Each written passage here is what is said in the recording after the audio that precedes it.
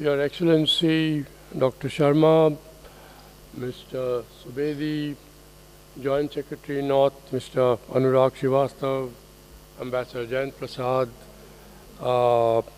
Mr. Patnagar, very distinguished friends around the table. There are so many of them that I will not be able to welcome or recognize each one of you, but let me extend a very, very warm welcome to all of you.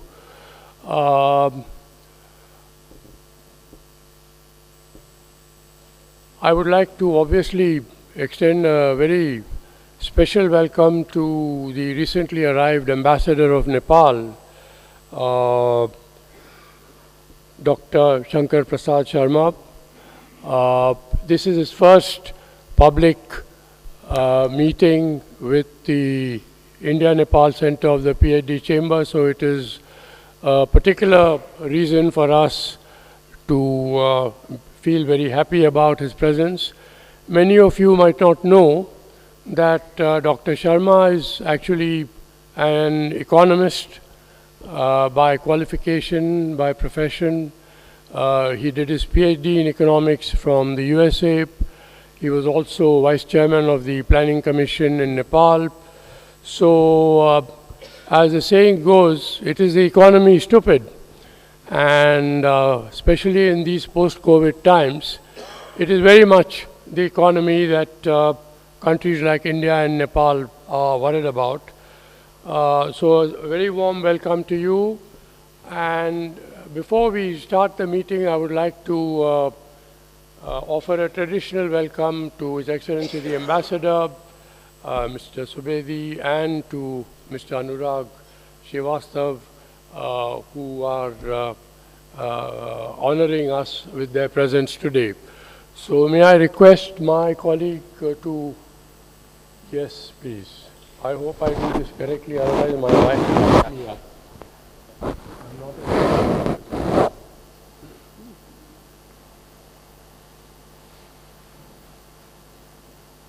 So a very, very warm welcome to you, Ambassador Saab. Greetings and thank you for all your help. Thank you so much. Yes.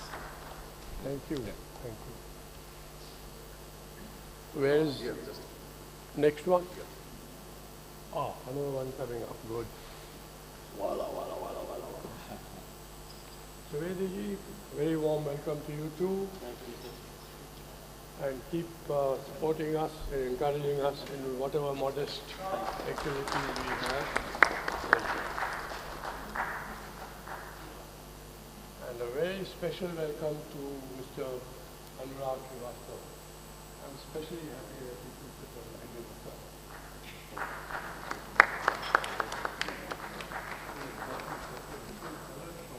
what that means. I really want.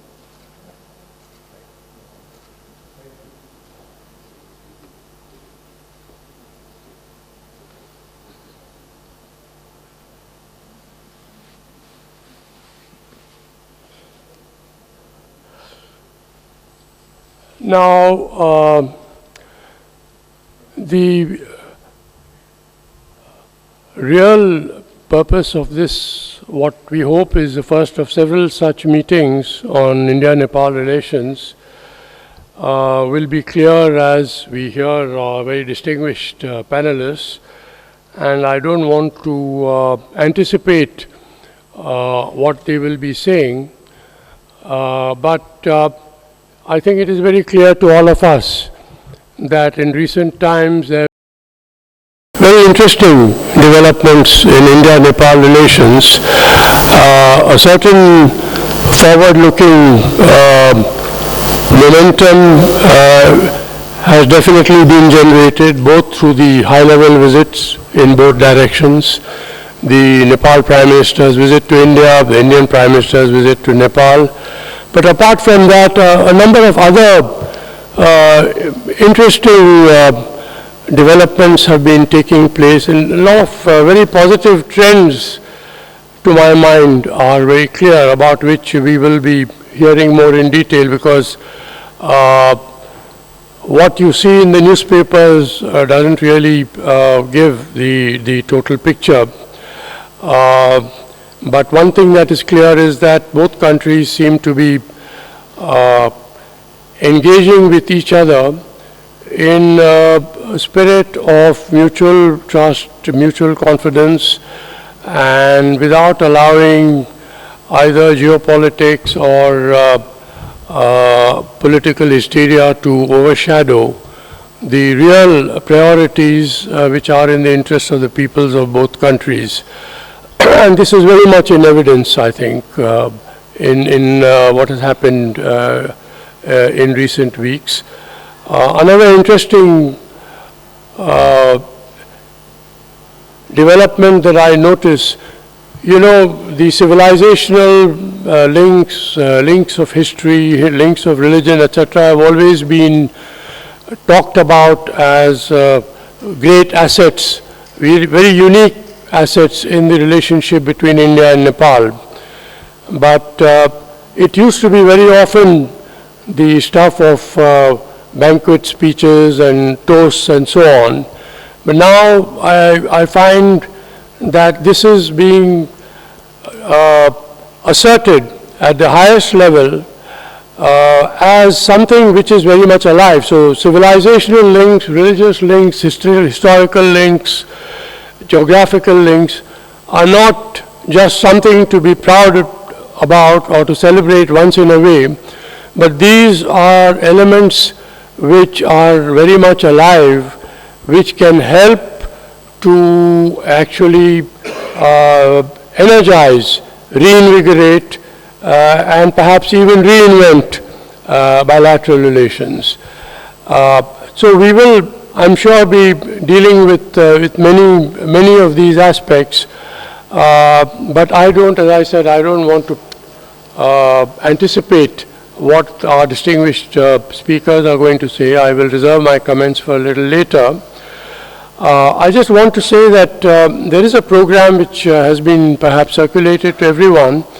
We will be tweaking this program a little bit because some of the speakers will be arriving a little later than expected, and what we will do is to have this inaugural session with the 4 or 5 distinguished speakers who are at the head table, and then continue without any break with the interactive session, so that different aspects, whether they relate to interdependence, whether they relate to integration, innovation, how science and technology can be game changers in the relationship, and tourism, which is very important. And here I must recognize the presence of Mr. Bez Barua, former Secretary Tourism and very senior head official of the WTO also, who is here. And I think Mr. Rajan Sehgal will also be joining us. I don't see him yet, but he'll be here. So I very much like that we also focus on innovative approaches to tourism, because tourism is terribly important for both countries. So with these few words and without much ado, I think we will begin with Atul. What is the next? Mr. Subedi, the Deputy Chief of Mission of the Nepal Embassy, who will set the tone for the proceedings. Mr. Ram Prasad Subedi. Thank you. Thank you, sir. Distinguished Chairperson, Ambassador K.V. Rajan. A little louder and closer to Chief Guest, Ambassador Sharma. And we are very happy to be joined by Ambassador Anurag Srivastava, JS North. And also, I acknowledge the presence of distinguished diplomat who served in Nepal, Ambassador Jayant Prasad, a banker, Bhatnakarji, and I see in front of me very distinguished audience, distinguished colleague, ladies and gentlemen.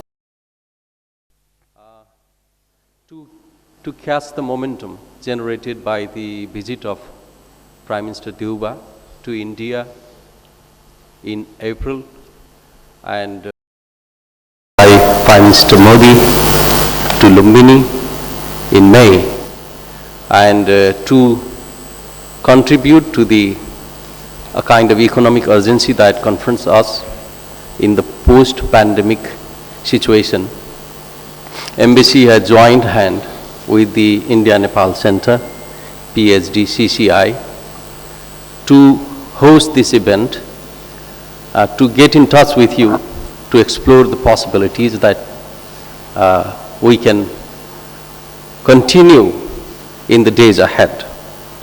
And this is how we thought and we hosted this event. Thank you very much for so kindly taking time and joining us.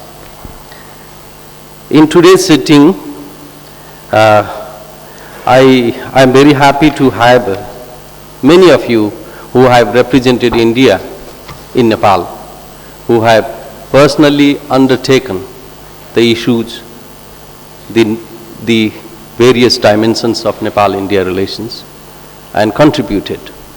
And those of you who have been actually working it, and this is a good mix of participants. And we are very much pleased to have this encouraging participation. And I look forward to welcome many more, as Excellency rightly mentioned, that there are many other distinguished people who will join very soon. Simply to set the tone for today's discussion, to present in a way a theme, you see, Nepal-India relations stand on a very solid foundation of historical, cultural, and people-to-people bonds. We enjoy tremendous goodwill towards each other, and there is a free flow of friendship across the open border. I believe this distinguished audience is well versed in Nepal-India bilateral ties. Therefore, let me simply float some of the important areas that we as a working diplomat and you all as stakeholders of Nepal-India relations need to concentrate in the days ahead. The first thing that I see is the connectivity. We need to build a cross-border connectivity infrastructure that are robust, that can actually facilitate the exchanges, that can also give us a gateway to engage in trade, investment, and tourism. We have already built ICPs, airports are there, railways infrastructures have been built, highways, bridges, cross-border transmission lines, cross-border petroleum pipeline, and you see Nepal's third country trade passes through Indian port.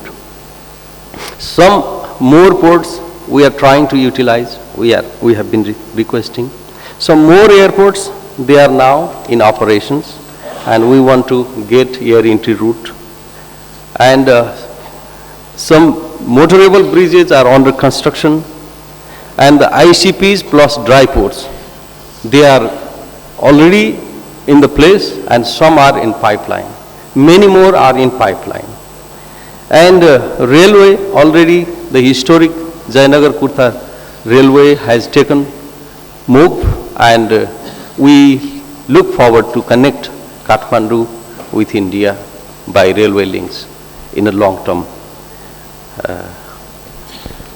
I would like to actually hear from this audience that how can we better build this infrastructure in a speedy way, and how these infrastructures are going to change the face of Nepal's economy, and how they are going to define Nepal-India relations in modern time.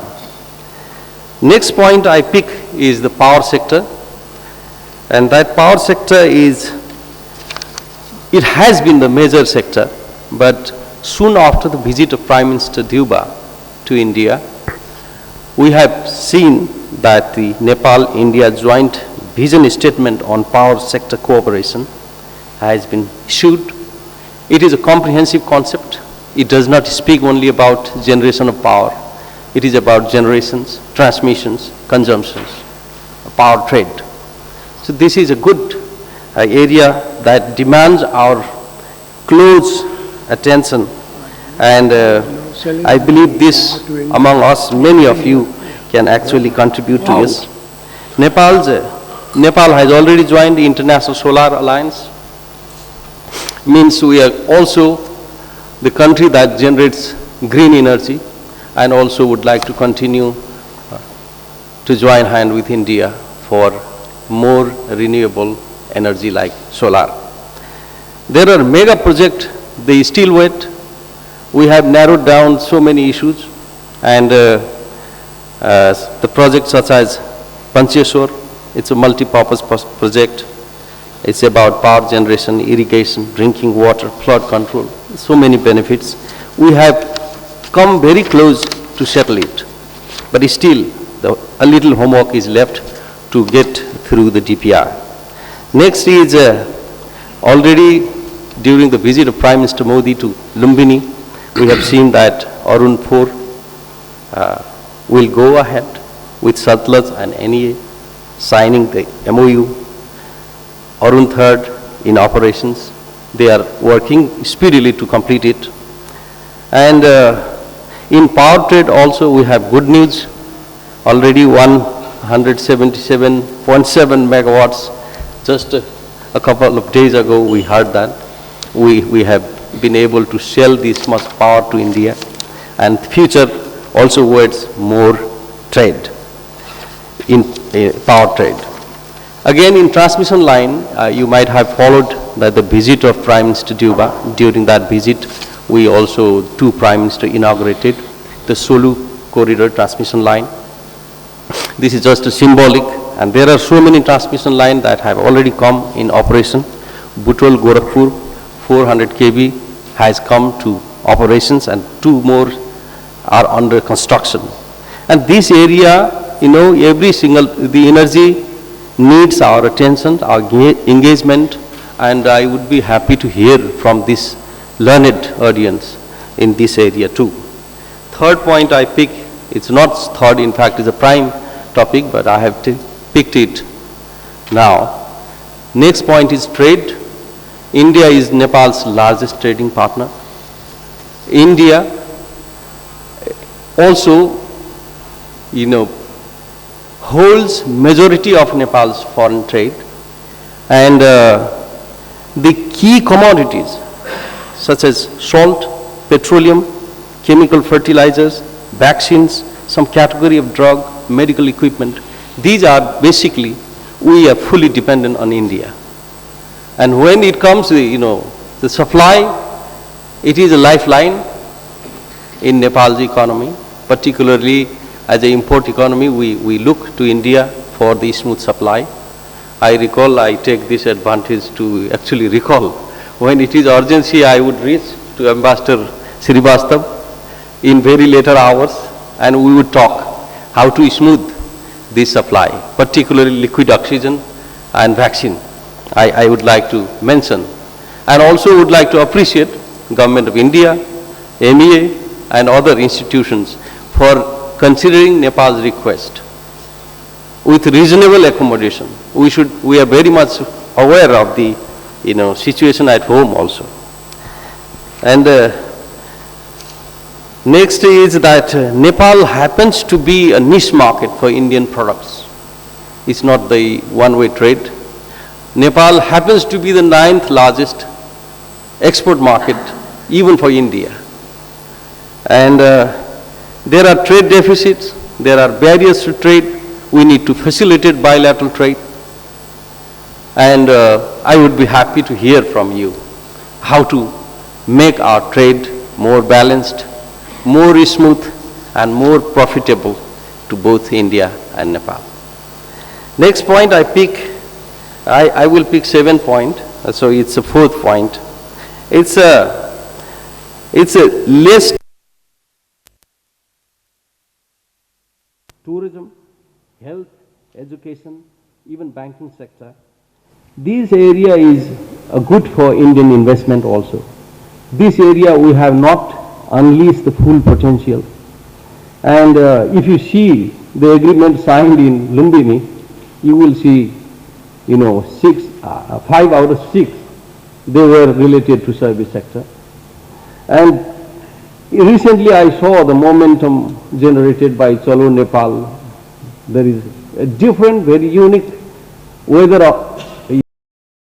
condition in Nepal that has been a beautiful, exotic destination just across the border to Nepal. We have not done. We can do a lot. BPKIHS and GP Koirala Institute of Health Sciences, Bir Hospital Trauma Center, they are in operations. And healthcare service, though it's seemingly when you are not ill, it likes very light subject. Area even for investment. The next point I think is the bad thing that we have been taking for granted, that is revitalizing our historical and cultural connects. This is the 75th anniversary of our diplomatic relations. This year also India is celebrating Azadi Ka Amrit Mahotsav.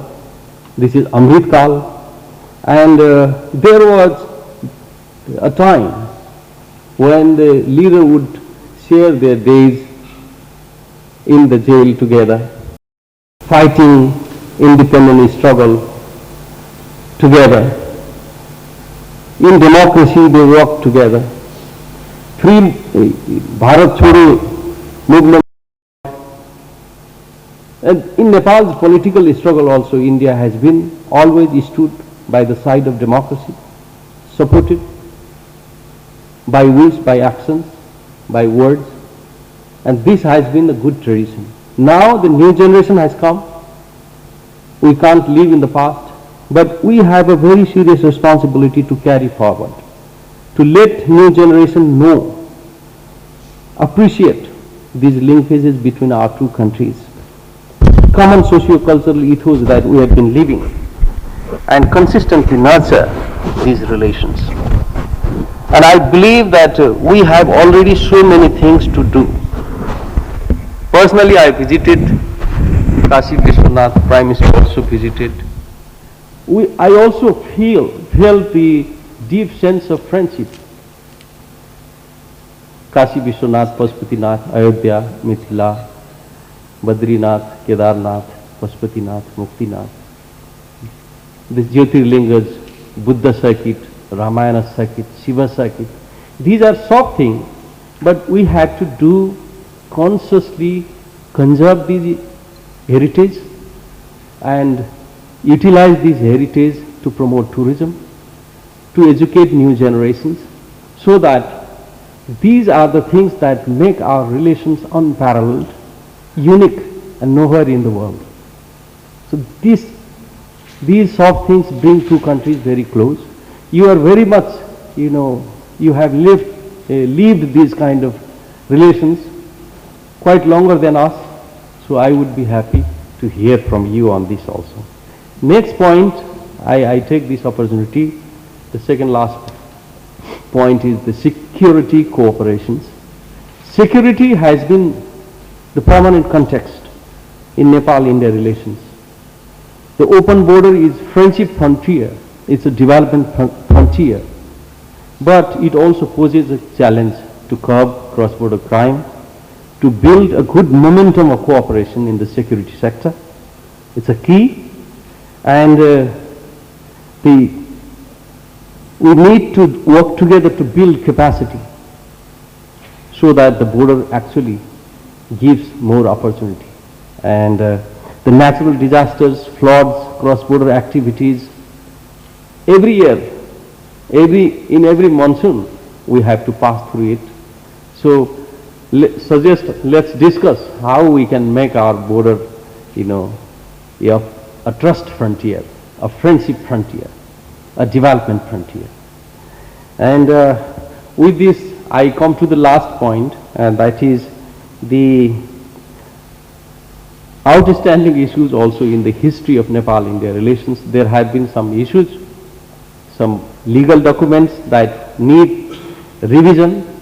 We are very much fortunate to have Ambassador Jayan Prasad, who has also contributed through the EPG and IR to how to address, how to make these legal instruments timely that reflect today's reality through the EPG. This is one thing that needs a permanent engagement. And the next point is that the Nepal-India, the outstanding boundary, particularly in northwestern frontier of Nepal-India boundary and southwestern frontier of Nepal-India boundary. This has been a kind of a issue that we need to engage. Soon during the visit, a good atmosphere has been created. Both the Prime Minister have agreed that outstanding boundary issues need to be settled or will be addressed by utilizing the existing mechanisms. And I also personally believe that these issues should not be left unattended. They merit our sincere and close attention. These are the top areas that I briefly said, floated, and you see the time, the period, the post-pandemic situation demands us to more sincerely engage in economic revival. That's why the emphasis of today's discussion is how to revive our economy. And we focus more attention on economic opportunities, and you are equally welcome to suggest new avenues that I might not have been able to share, because these 7 topics need 7 sittings, at least 7 days to fully discuss, and these are just a food for thought. And kindly you can pinpoint some immediate deliverables. What can be done now, we should do it now. That's the spirit. And to also identify some long-term engagement, if you have something, kindly share with us, and so that we will be able to jot down your point and continue engage our work. On this note, I look to distinguished participants for more thoughts and insight to enhance Nepal-India economic partnership. I thank you very much for your kind attention. Thank you. Thank you very much, Mr. Bedi. That was a very clear and very precise summing up of the various achievements really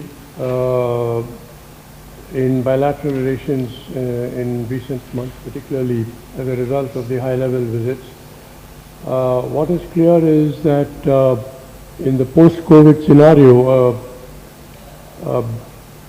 business as usual approach is really not the answer. Certainly not for 2 countries like India and Nepal, which have so much in common. I think we need to know the depth, the significance, the implications and the opportunities that have arisen because of these recent developments that you have mentioned. And I think starting around this table today, we need also to discuss how to supplement, complement, strengthen these government-to-government contacts through civil society, business, media, academia approaches. So we will have an opportunity to discuss this as we go along. But now I would like to request the Joint Secretary from the Ministry of External Affairs, Mr. Anurag Srivastav, to please brief us about his perspectives on this subject. Anurag. Thank you, Ambassador. Chairperson Ambassador K.V. Rajan, Ambassador of Nepal Dr. Shankar Prasad Sharma, DCM Subedi ji, Ambassador Jain Prasad, distinguished participants. First of all, I must express my gratitude to Ambassador K.V. Rajan for inviting me to this partnership summit. It is always a pleasure to interact with distinguished participants representing various sectors of the relationship as such, who are also stakeholders in this very important bilateral partnership. I have been asked to speak about the recent visits as well as to give an overview of the relations. And I think speaking after DCM Subedi ji has spoken has made my task a bit easier, because much of what I would have liked to tell you has already been covered, which also in a way shows how aligned we are in terms of our objectives and priorities as far as the relationship goes, as well as how we see the way forward in this partnership. What I'll do is, in my presentation, I will try and give you a larger picture of how we see this relationship. Nepal is a very close neighbor, and it is an important pillar in our neighborhood first policy. And we share very unique ties.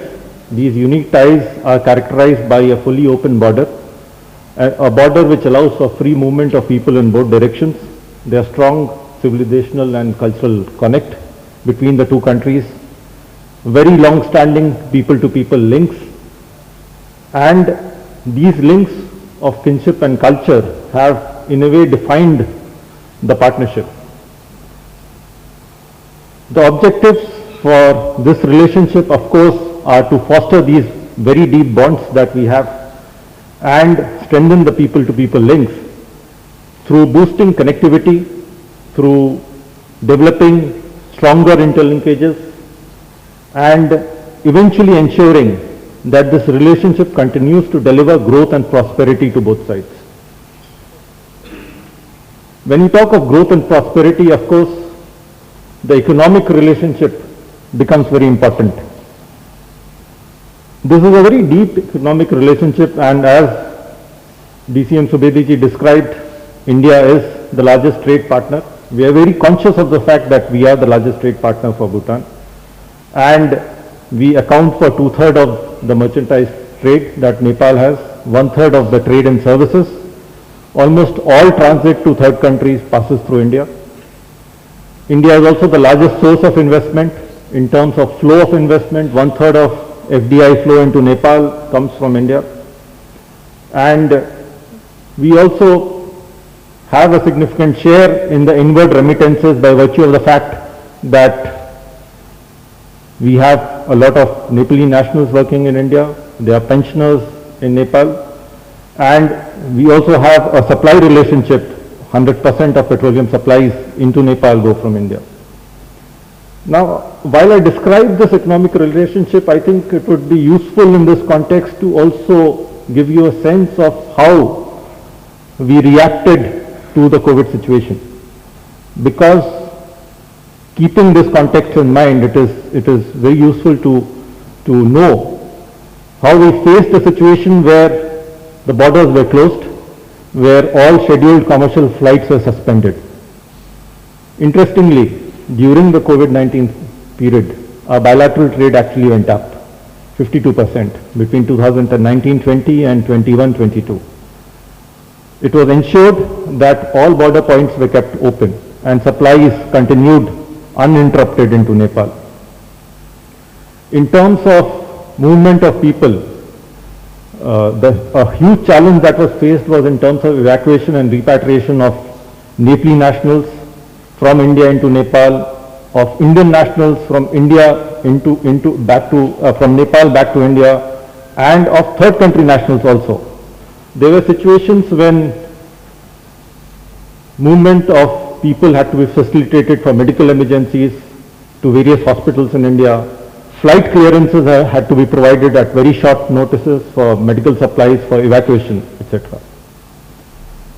Of course, Nepal was the country of choice when we launched our Vaccine Maitri initiative. 1 million vaccines have been gifted to Nepal. If we look at the entire supply covering the gifts from Government of India, the COVAX supply as well as the commercial supplies, it amounts to close to 10 million vaccines which have been supplied. Subediji mentioned how uninterrupted supply of liquid oxygen was managed during the second wave of the pandemic, which was a particular challenge because at that point of time there was a severe scarcity of liquid oxygen in the country. We followed it up with installing a liquid medical oxygen plant in a large hospital in Dharan, which is the BP Koirala Institute of Health Sciences. And this liquid oxygen plant is on the same lines as what DRDO has developed and installed in almost all districts in the country. The other important challenge which I think we coped up with very well was that this relationship is characterized by a number of bilateral mechanisms which actually keeps it going in our various sectors of cooperation. It was ensured that these bilateral mechanisms, but for a short gap, continued almost uninterrupted. And we resumed these bilateral mechanisms in a physical format by the second half of 2021. So all this ensured that the momentum in the relationship continued, and we could quickly, after the end of the COVID pandemic, we could quickly resume our high-level exchanges, which is something which characterizes this relationship. Coming on to our areas of initiative and priorities, I'm sure you would like to hear them, and there again you will see how aligned we are. I would say there are three main areas that we are looking at and where we've worked on in the last few years. One, in terms of trade facilitation by upgrading infrastructure and by simplifying procedures. Two, in terms of deepening our energy cooperation. And third would be the area of cross-border connectivity. Now I'll briefly tell you various things that we've done in each of these areas.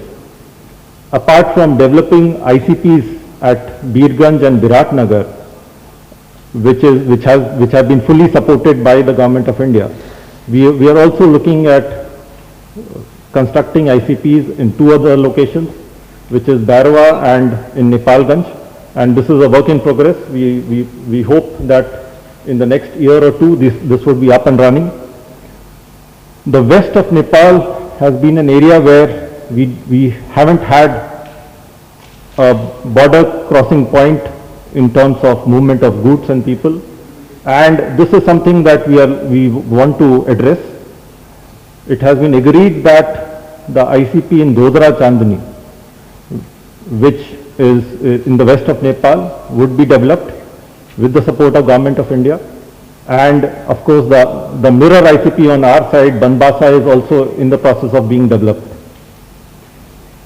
The second initiative in this area happened in July 2021.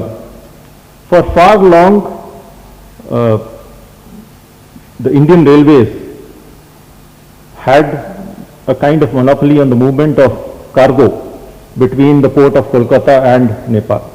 And through a letter of exchange to the India-Nepal Rail Services Agreement, we've allowed all authorized cargo train operators to move on this particular network, which has ensured that the freight costs have come down.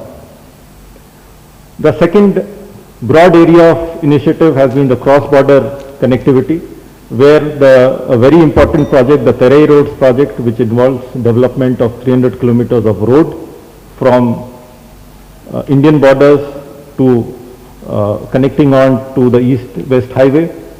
They have been constructed and completed, handed over.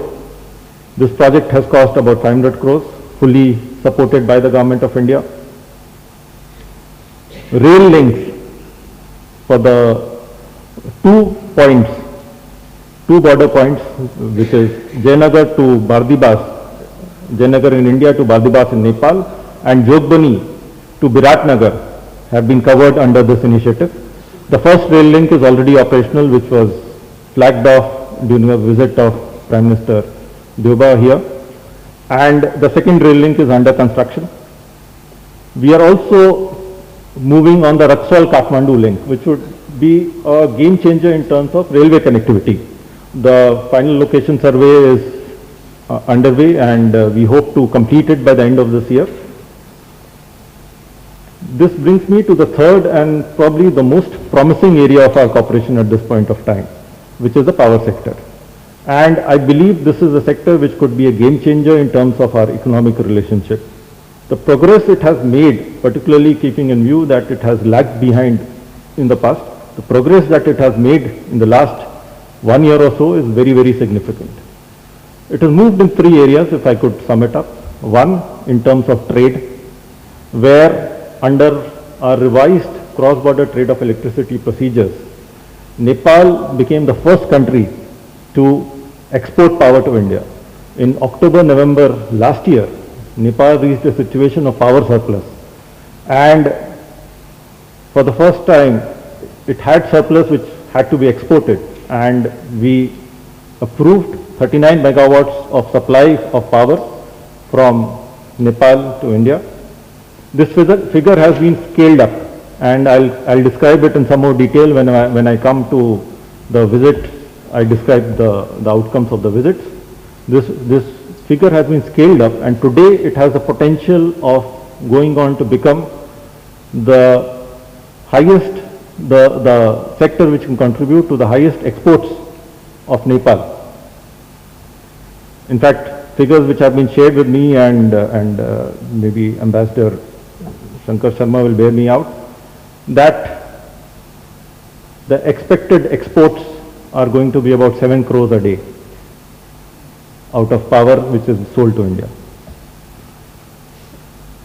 The second area, of course, in power sector cooperation is generation, where Subedi ji has described the various projects which are under development by Indian developers. The Arun 3 project of 900 megawatts, the Lower Arun project of 679 megawatts, Upper Karnali of 900 megawatts, and Arun 4 of 490 megawatts. And lastly, in terms of transmission, because all this power which is generated has to be evacuated. Our existing transmission lines are near full. You know, they are working at near full capacity. We have some low capacity transmission lines, we have higher capacity transmission lines of 132 kV, and now we are working on a 400 kV Butwal-Gorakhpur line, which is an upcoming project. Petroleum pipelines. After the Motihari-Amlekganj pipeline, which was inaugurated in September 2019, and which has led to savings of 15 crore Nepali rupee every month, we are now looking to extend this to Chitwan, and also looking at another pipeline from Siliguri to Jhapa. So, essentially, 3 broad areas of initiative of priority which has moved ahead in the last few years. And when I come on to describe the high-level visits and their outcomes, you can see how we have been able to generate outcomes in each of these areas. Coming on to the visit of Prime Minister Diobaji to India in April 2022, this was his first bilateral visit outside Nepal after assuming office. He has been, of course, a frequent visitor to India. This is his landmark 5th visit as Prime Minister. It was a very important bilateral visit for us because it took place after a long gap. The discussions were very fruitful. The 2 Prime Ministers covered the entire area, in the entire gamut of bilateral relations. The discussions were positive, forward-looking, and quite in-depth. We had significant outcomes. Of course, the area with the most significant outcomes have been the power sector, the joint vision document on power sector cooperation, the 132 kV Soli corridor transmission line which was inaugurated, power export proposals worth about 350 to 360 megawatts which were approved and which will eventually lead to a lot of export income to Nepal. There was a renewed commitment to Pancheshwar, and of course with Nepal joining the International Solar Alliance with the exchange of document during the visit, it means that our cooperation could move on to the renewable energy sector also. In terms of cross-border connectivity, the second area of priority, the Jayanagar-Kurta rail link, which is the first cross-border broad gauge rail link between the two countries, was inaugurated, and this rail link, I'm told, has become extremely popular. We are now in a situation where there is a demand to increase the frequency of the trains moving on this sector. In terms of financial connectivity, and I was mentioning this to Mr. Bhatnagar from SBI a little while ago, that with the launch of RuPay card in Nepal, which means that the holder of an RuPay card can use that card to have transactions in about 1400 points of sale all over Nepal. We are moving in a direction to further strengthen our people-to-people linkages. The two Prime Ministers also witnessed the progress in our fourth earthquake reconstruction efforts. $1 billion which has been committed has led to successful outcomes. 50,000 houses have been completed and handed over. 132 health posts are under construction, and this is what was witnessed by the two PMs during the visit. We also had an MOU on technical cooperation in railways, which will cover a whole lot of areas of cooperation in the railway sector that I mentioned earlier. And the petroleum supply arrangement between IOCL and Nepal Oil was renewed during the visit. So essentially a substantive set of outcomes, and which gave a robust and forward-looking bilateral agenda in diverse sectors, but particularly in energy and connectivity. This visit was soon followed up by a return visit by our PM to Lumbini. The Lumbini visit was in the nature of bringing to fore our deep civilizational and cultural connect. And the Prime Minister's program, though it was short, it was a packed program, but it was a program which had a lot of substantive outcomes also. One, he visited the Maya Devi temple, which is the birthplace of Lord Buddha, and secondly, he also participated in the Shilanyas ceremony of a plot which has been provided to the International Buddhist Confederation, where a center for Buddhist culture and heritage will be coming up in Lumbini. PM also addressed a special event to celebrate the 2566th Buddha Jayanti, and this was a very large event where more than 2000 scholars, monks, etc. participated. Prime Minister's speech was very well received, and I'm told it also resonated very well in Nepal. There were also substantive outcomes during the discussions.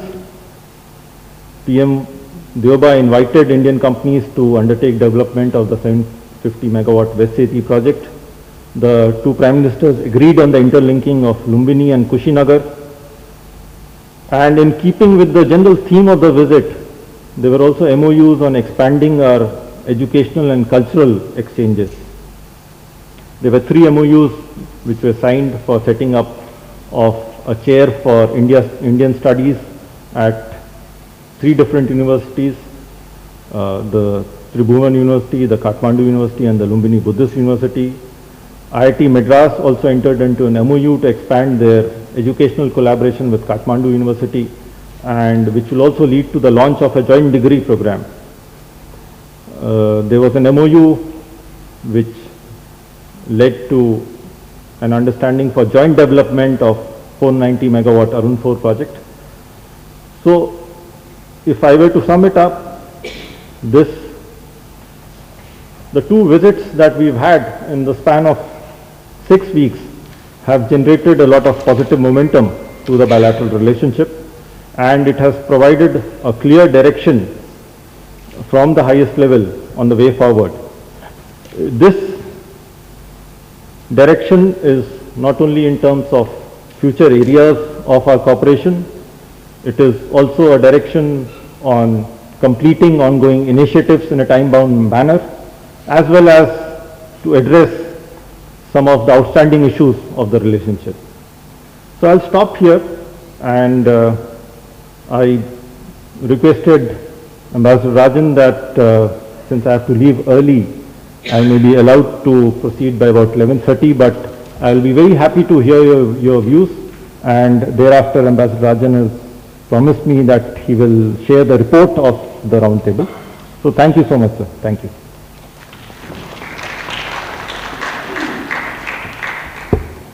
Thank you very much, Mr. Srivastava. I must say I found your presentation to be very exciting,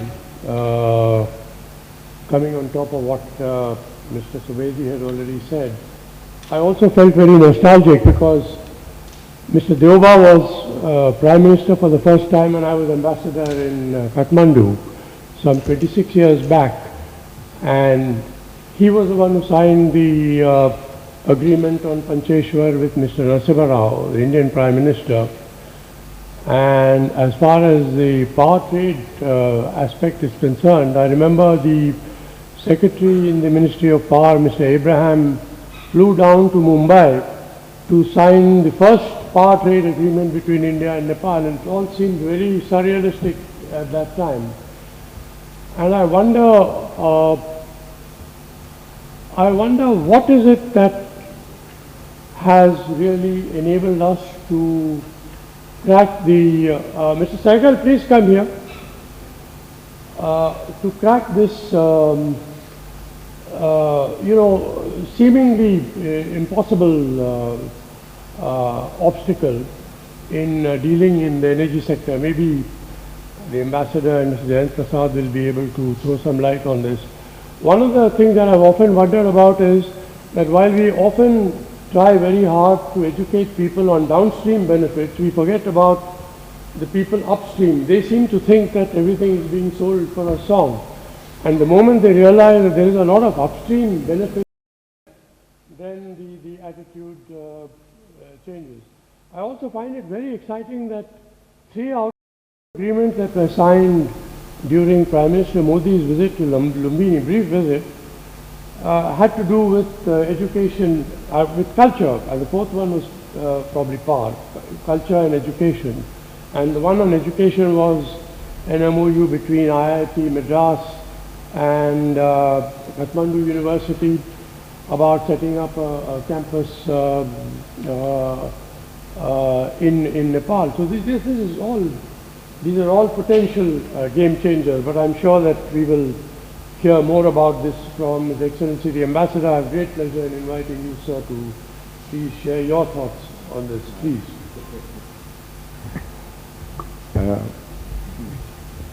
Respected Chairman, Ambassador Rajan,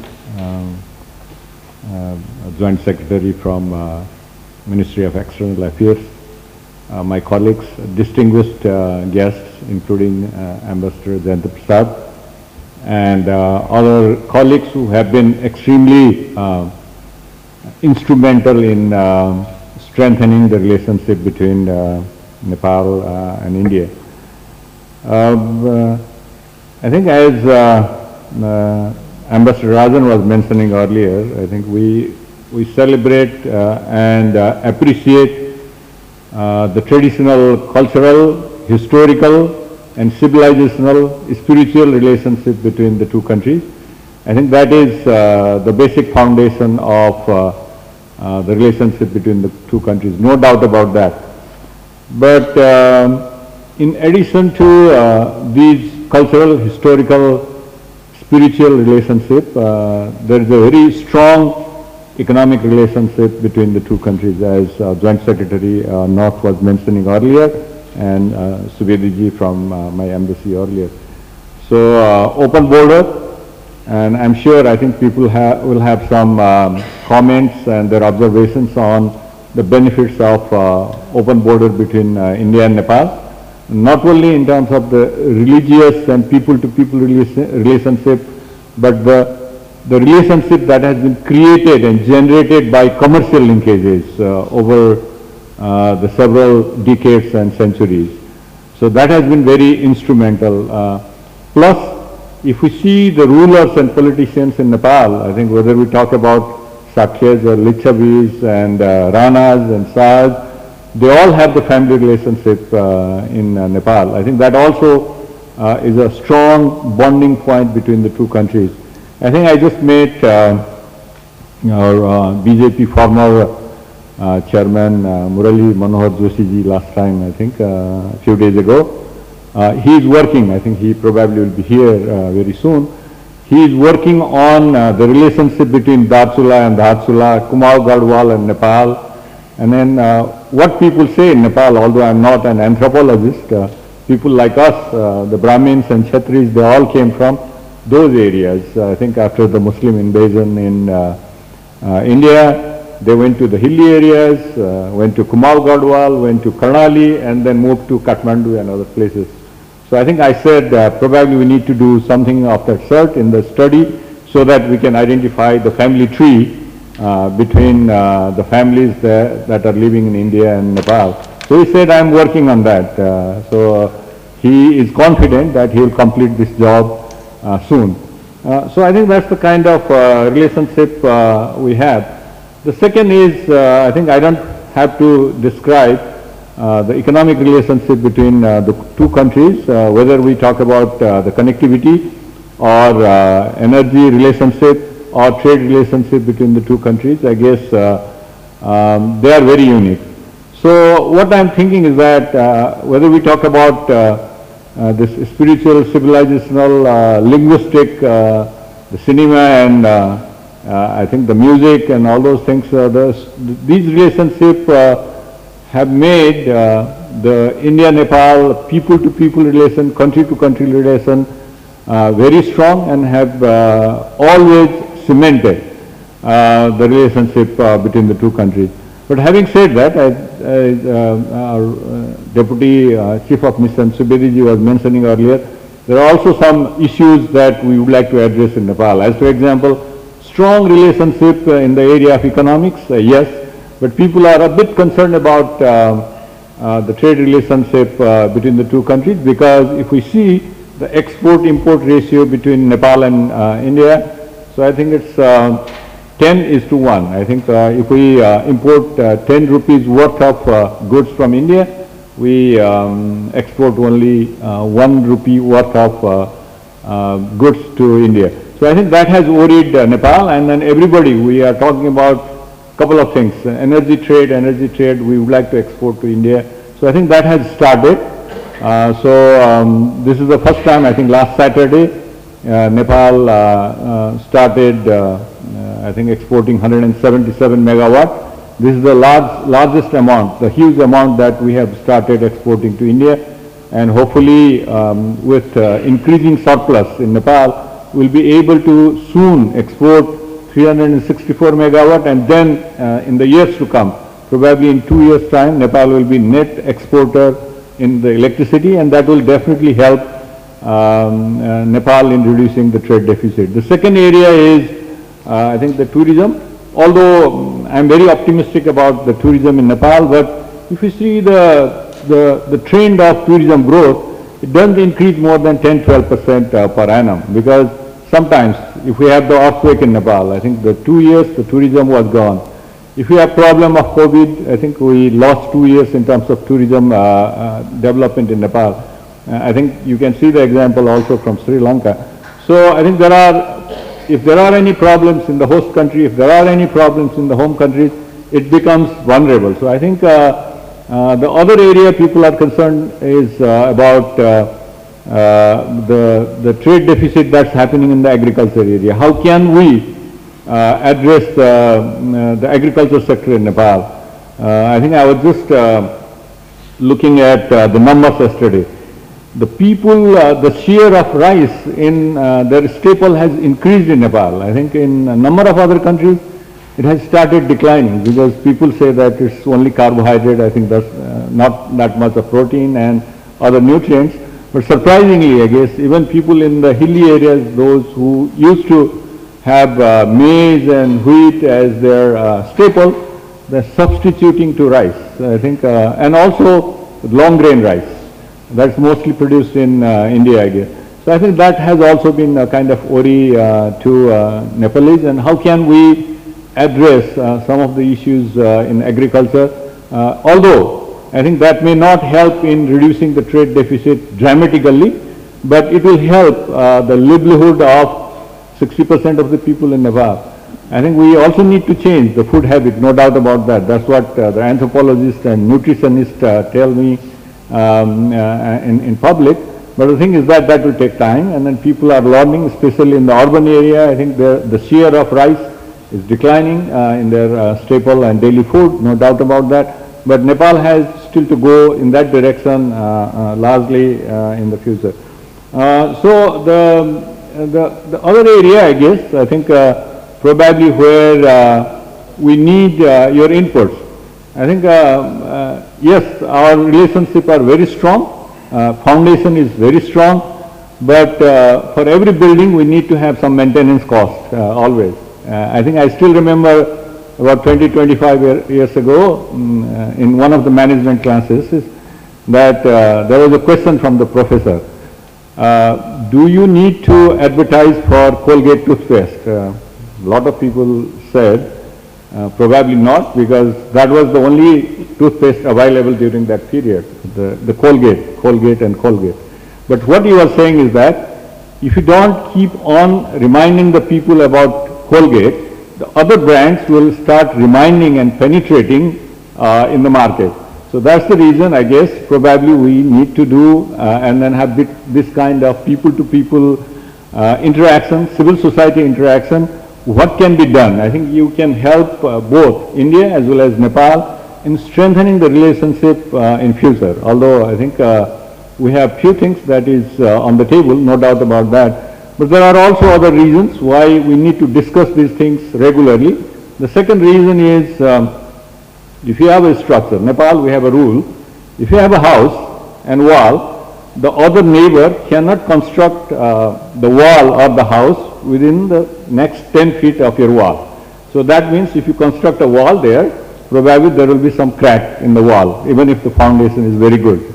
So I think we have to keep in mind all those things. So how can we maintain this strong relationship between the two countries in future? And also definitely for any building, probably you need to spend about 5 to 6% of the total cost in the maintenance. So I think these are some of the reasons why we have these kind of interactions, civil society, intellectuals, so that in the future, how we can build up the relationship that we have already built, which is very strong, very cordial, and then there are so many things in the pipeline that will benefit, both countries will also benefit, including in the area of energy. I think our previous speakers, they have highlighted 3 or 4 projects in the hydroelectricity. So right now, the total stock of Indian investment in Nepal is about 1/3, 30%, 31%. But with these hydropower investment from India to Nepal, probably it will increase significantly over the period of time, and Nepal will also be able to get foreign currency, including the Indian currency, to help Nepal reduce our too much dependency on the remittances too.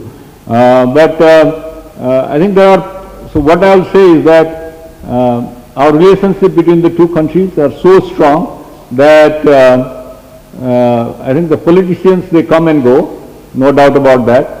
But the people-to-people relation, the economic relations, that will make our relationship much more stronger in the future. But in the meantime, I think we have to be very careful. As I said, 3 things, Colgate example, the boundary example and things like that. How can we address some of these things in the future so that we will not have any crack between in the walls of the great wall that we have built between Nepal and India. But as this has also been organized by PhD Chamber of Commerce, I would like to say a couple of words in the area of investment in Nepal. Yes, I think the investment in Nepal from the Indian side is very encouraging, no doubt about that. And if we see the estimated dividends of these companies in Nepal, whether we talk about Surya Nepal, Unilever, Dabur, very high compared to any companies that are working in Nepal.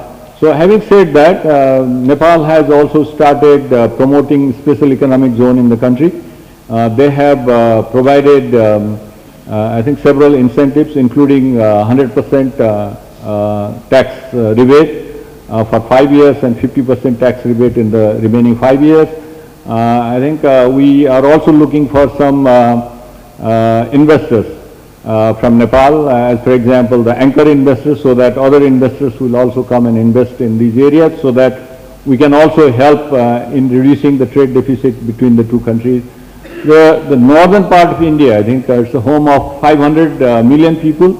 So people investing in the special economic zone, bordering, I think, the Indian districts and states, they will extremely benefit, and some of them they are extremely benefiting out of the exports coming from Nepal to India. So I think that is one of the other alternatives in addition to the energy trade that's happening between Nepal and India. I think we need to expand that, escalate that one. That will help. And tourism, the cross-border tourism. Actually, if we see only the statistics published by Nepal Tourism Board, it's only year-to-year tourism. That's about 200,000 from India. But if we see the tourists going from India to Nepal by roads, it's more than 1 million, about 1.2 to 1.4 million every year. So that is also helping. And there are numerous hotels and casinos made in the border areas that they have really generated a big business in the country. With that, I guess I think there's enough food for thought, and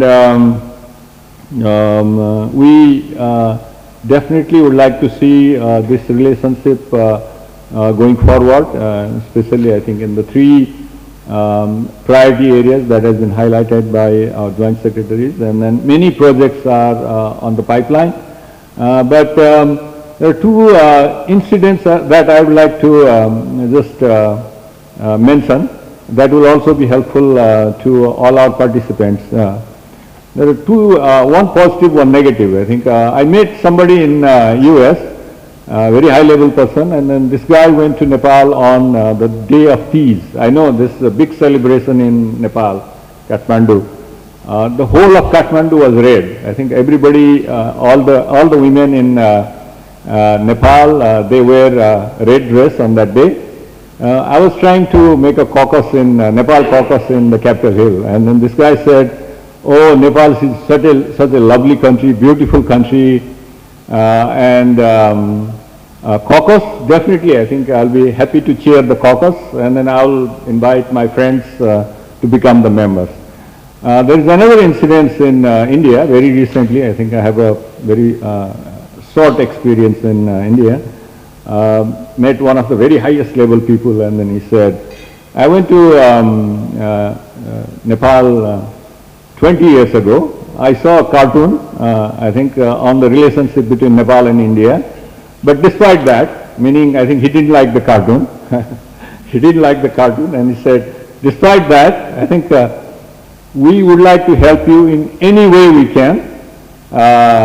So that means I think we don't want to see those cartoons, and then how we can eliminate those kind of things, how we can bring the positive vibes between the two countries. I think this is also something that probably you can suggest us, so that from now onwards we can work on those areas and then eliminate, if there are any things that they have in mind, probably we can eliminate those things. Thank you so much. I think I really thank the Chamber and India-Nepal Center for organizing this program. Thank you so much. Thank you, Mr. Ambassador. Very thought-provoking remarks, and thank you for the reminder that we need to nurture the relationship despite the fact that we are so close to each other, and there's really no room for complacency. The aspect of strengthening people-to-people relations is obviously very, very important, considering the fact that because of political vicissitudes, you can never be sure about what political issue can suddenly pollute the atmosphere or not. But the people-to-people relationship, if that is strong, and it underpins the ties between the two countries, and that is supplemented with greater amount of interdependence, a greater sense of equality, so that it is not just Nepal depending on India, but India also depending on Nepal, and sustainable cooperation, especially in areas like tourism and cross-border linkages, etc.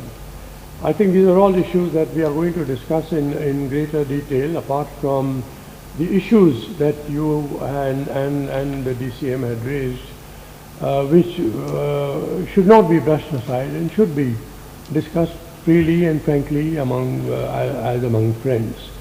So we will definitely keep all these points in mind. And now, Ambassador Jayant Prasad, may I request you to share very frankly. You've been writing a lot about India-Nepal relations. We read the article with great interest. But try and go beyond that and share your innermost thoughts with us if you can.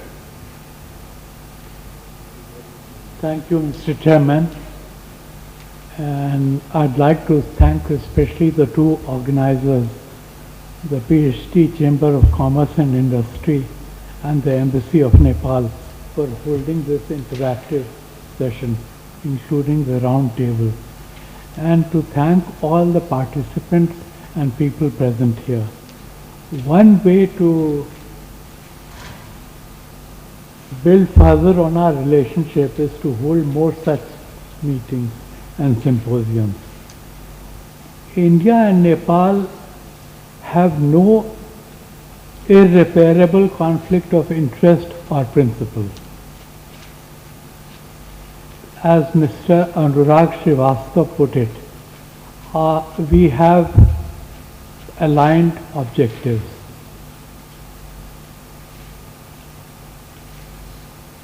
Indeed, the two countries have all the ingredients of building a friendly, cooperative and mutually beneficial relationship or partnership. India and Nepal are fortunate that their relations or their ties are not built on the state of relations between Raisina Hill and Singh Darbar. I think India is committed to working for bettering the relationship, for accelerating the pace of change, and all that we are willing to do, I suppose, in the manner in which the Nepalese people desire or want. We have never imposed anything from the Indian side on Nepal. And you mentioned, Ambassador Rajan, 27 years ago we signed an agreement on a big hydropower, but that has not materialized simply because neither Nepal nor India has done any water project which has in a single unit produced more than 5,000 megawatts. So it's too much to expect the two governments to do. And that is the reason why in the last two meetings, this agreement that you referred to has not been mentioned by either India or Nepal. So going forward, I see that there are three very fruitful areas of cooperation. But before we go there, I wanted to refer to a remark Mr. Subedi made about the Dharan Institute and the Beer Hospital Trauma Center. One of the first things I did in Nepal as ambassador was to visit Dharan, because it was set up in the time when my father was ambassador there. And to my surprise, I found at least in two departments, orthopedics and ophthalmology, more of the patients in Dharan, which is not on the border but a bit inside Nepal, were from India and not from Nepal. So it shows that there is a tremendous potential for setting up medical facilities in Nepal because of its conducive climate and the expertise that young Nepalese are beginning to acquire in this area. The three areas that I wanted to speak about, the first is what everyone before me spoke about, is electricity trade. But I'm breaking from tradition in first beginning with an anecdote to show how things have changed. Pardon my slow speech, because 3 years ago I had completely lost it in an illness, so I speak a bit slower than most other people. This relates to a visit by our then Prime Minister Chandrasekhar 30 years ago, more than 30 years ago. When he went to Nepal, he spoke in the press conference very expansively about our hydropower potential. And then after the conference was over, this is a story recounted by a noted Nepalese journalist, Vijay Kumar, who is now a TV personality. So he was then quite a young person. So Chandrasekhar noticed him, and as the press conference got over, he asked Vijay to stay back and have a cup of tea with him. And then he told Vijay, and I hope the Nepalese here will bear me out because I'll use a bit of Hindi. He told Vijay, अच्छा चाय तो P ली, आपको मैं बात बताऊं, जो मैंने press conference में कहा उसको भूल जाइए. So Vijay Kumar got a bit taken aback and said, क्यों सर, क्या हो गया? Chandrasekhar belonged to eastern UP, to a backward district called Balia, and an even more backward village where there was no electricity when he was a student and he was growing up. So he asked his father, when will we see power in our village? So the father told him that don't worry son, हम शीघ्र ही स्वाधीन होंगे, we will become independent soon, and हमारा मित्र देश नेपाल हमें बिजली देगा. And then Chandrasekhar told Vijay कि आप लोग अपने को भी अंधेरे में रखेंगे और हमें भी अंधेरे में रहने देंगे. But things have changed, as everyone said. Nepal since last year has been supplying electricity to India, reversing the flow that we have seen in the last 50 years. And the electricity is being supplied right now from the smaller plants of Kali, Gandki, Trishuli and Devi Ghat, which is a very, very old, small but old and efficient power plant. Incidentally, sir, you spoke about the price. The price of hydropower in India from old places like Bhakra Nangal or even Satluj now is less than 5 rupees a unit. But the Nepalese, through our new market-driven power exchange, the Indian Energy Exchange, has been able to get 7 rupees a unit on average from the power they supply. And you and Anurag spoke about 7 crores a day. I won't be surprised if this figure is reached even with the 346 megawatts that we are supposed to allow Nepal to sell to India. But you know, the sky is the limit. Right now we have said 350 or so megawatts can come from Nepal. But if Nepal produces more, we'll get more. I'm sure of it. Just as most of Nepal's third country trade, 95% of it goes through Kolkata. But still we offered Visakhapatnam as another port for third country trade.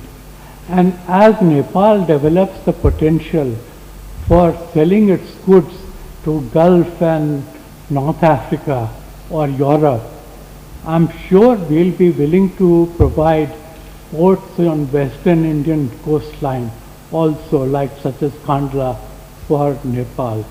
So I think the relationship here will grow without any bounds. The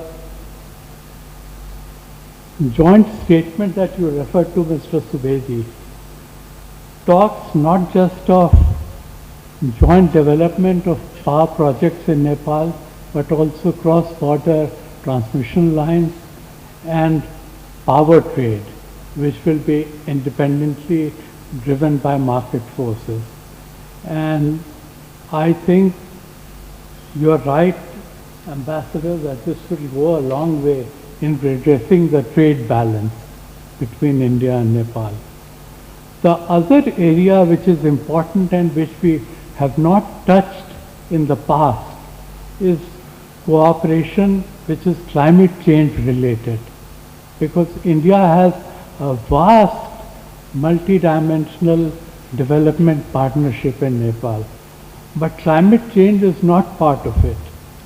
So soil conservation to protect the fragilities of the mid-Nepal region, in particular the Churia Hills, is very important. Reforestation to rejuvenate the upper catchment areas in Nepal will determine the volume of water that Nepal will have for its hydropower generation and Nepal and India's irrigation needs. There has to be a joint effort for more rational land use by promoting horticulture and medicinal plants, because if you look at biotechnology the world over, bioagriculture is growing much faster than biopharma, bioindustrials, or even bioinformatics. So this is another area. We have to jointly support business and marketing, cold storages, seeds and tissue culture farms, transportation, research and phytosanitary laboratories, which we must recognize each other's certifications. And we must build them, otherwise we won't be able to build a healthy agricultural export from Nepal to India. And that brings me to my last point, which is connectivity. You will be surprised that it is the Nepalese government which first commissioned rights in India to carry out a Mechi to Mahakali, an east-west railway linkage, about 12 years ago. But right now what is on the anvil is the line to Kathmandu from India, which the Konkan Railway is raring to go, and it is very close to completing its feasibility. And then I'm sure it will be built, and that will become a game changer. But even more important than that, I think, is removing the landlocked status of Nepal, because Nepal can be connected to the Bay of Bengal if Nepal builds big reservoirs in mid-Nepal so that there is navigable water from Gandak or Kosi to India, and then through the Farakka lock, barges can go from Nepal directly to the Bay of Bengal. And India will be ready to connect Nepal to the Bay of Bengal via the riverine route whenever Nepal is ready for it. So together with geography, history, culture, these three elements, electricity trade, climate change cooperation and connectivity, can transform our existing partnership. Thank you.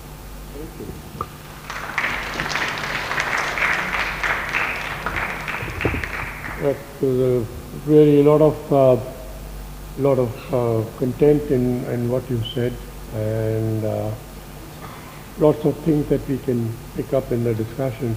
I thought on the inland navigation bit, something had been started by our water resources, so that has not made much progress, is it?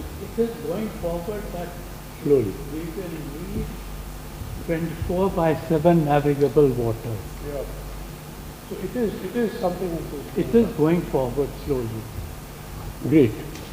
Well, thank you very much, Jan. That was really very, very useful.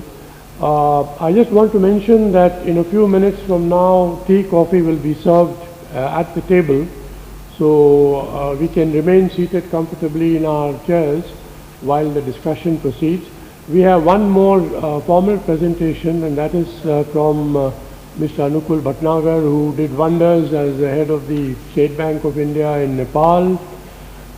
He said in one of our meetings that that was the most profitable bank that branch that the State Bank of India had abroad. So that just goes to show how worthwhile it is to do business in Nepal. And now he's in Chandigarh heading the State Bank of India there, and also he heads the Nepal division of the State Bank of India. So Mr. Bhatnagar, the floor is yours. Thank you, sir.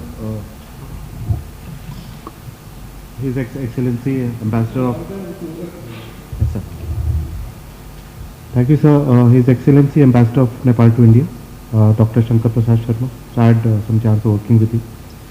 His Excellency Mr. Ram Prasad Subedi, DCM, Embassy of Nepal in India. Mr. Anurag Srivastava, Joint Secretary, North MEA. Ambassador K.V. Rajan, Session Chair. Ambassador Jayant Prasad. Senior diplomats and distinguished participants, and my team also from SBI. The North India head is also there. Sir, I'll just touch on the banking and finance side because that would be of interest.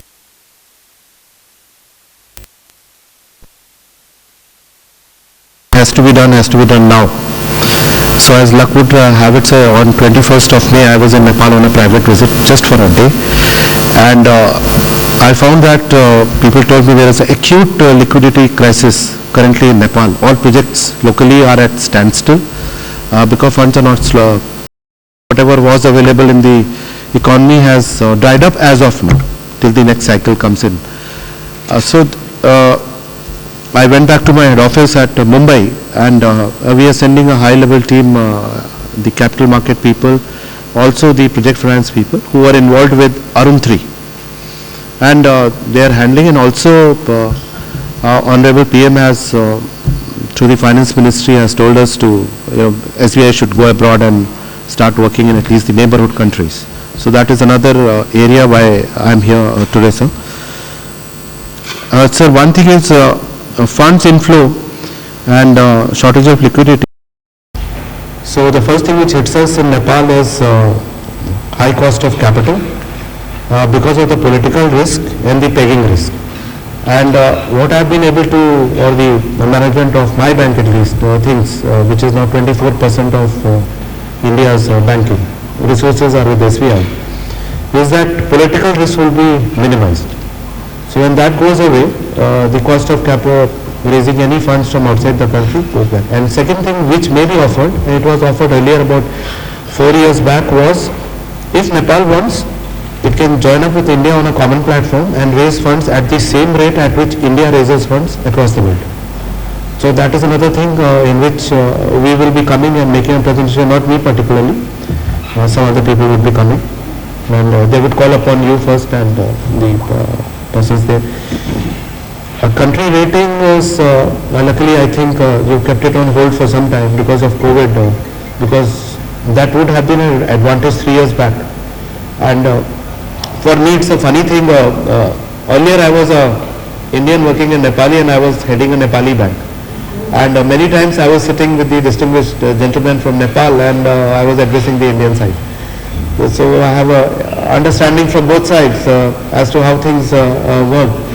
And the bank there, Nepal SBI Bank, has a unique advantage. It has 55,000 shareholders out of which SBI is only one, holds only 55%. It's a listed entity, and as Ambassador Rajan was saying, so there in a balance sheet size of about 10,000 crores, we approximately make operating profit of about 1 crore a day. And here in India, I am heading North India inside, my balance sheet size is 4 lakh crores. And my operating profit per day is, net profit is 10 crores, Indian rupees. So you see the efficiency which is there in Nepal of the private sector working there.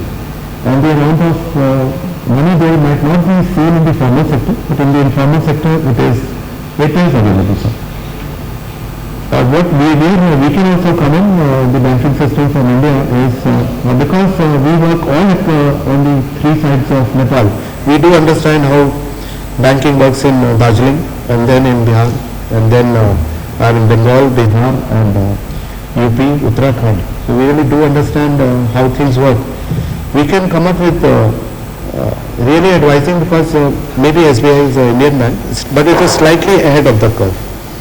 So restructuring of your financial markets can be worked out. This team will come and produce a paper on that.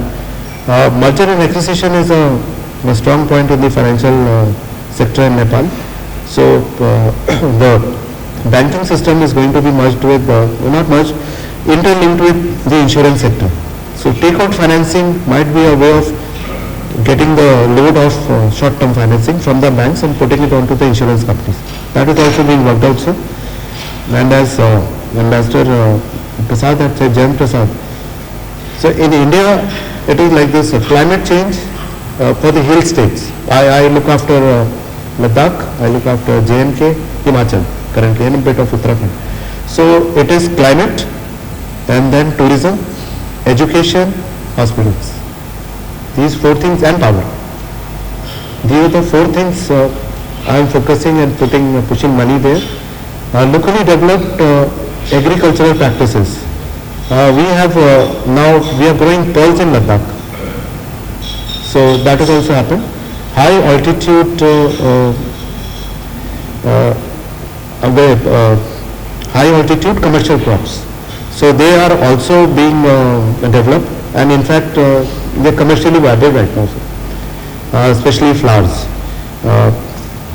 We can also come in with ESG. ESG is something where if you take funds from the Western world, they will come and check you on that point. And as His Excellency last time will recall, sir, we had met once in Jhapa side, and we had channelized funds from DFID into producing backward and forward linkages for the people going abroad. So that is one place where we can again, sir, get into the act all across Nepal, sir. SDG is also part of that, and any project to do with solar alliance. We are super trained in this currently, because it is a pressure from this part of the world which is dependent on oil from the rest of the world. So that is there, sir.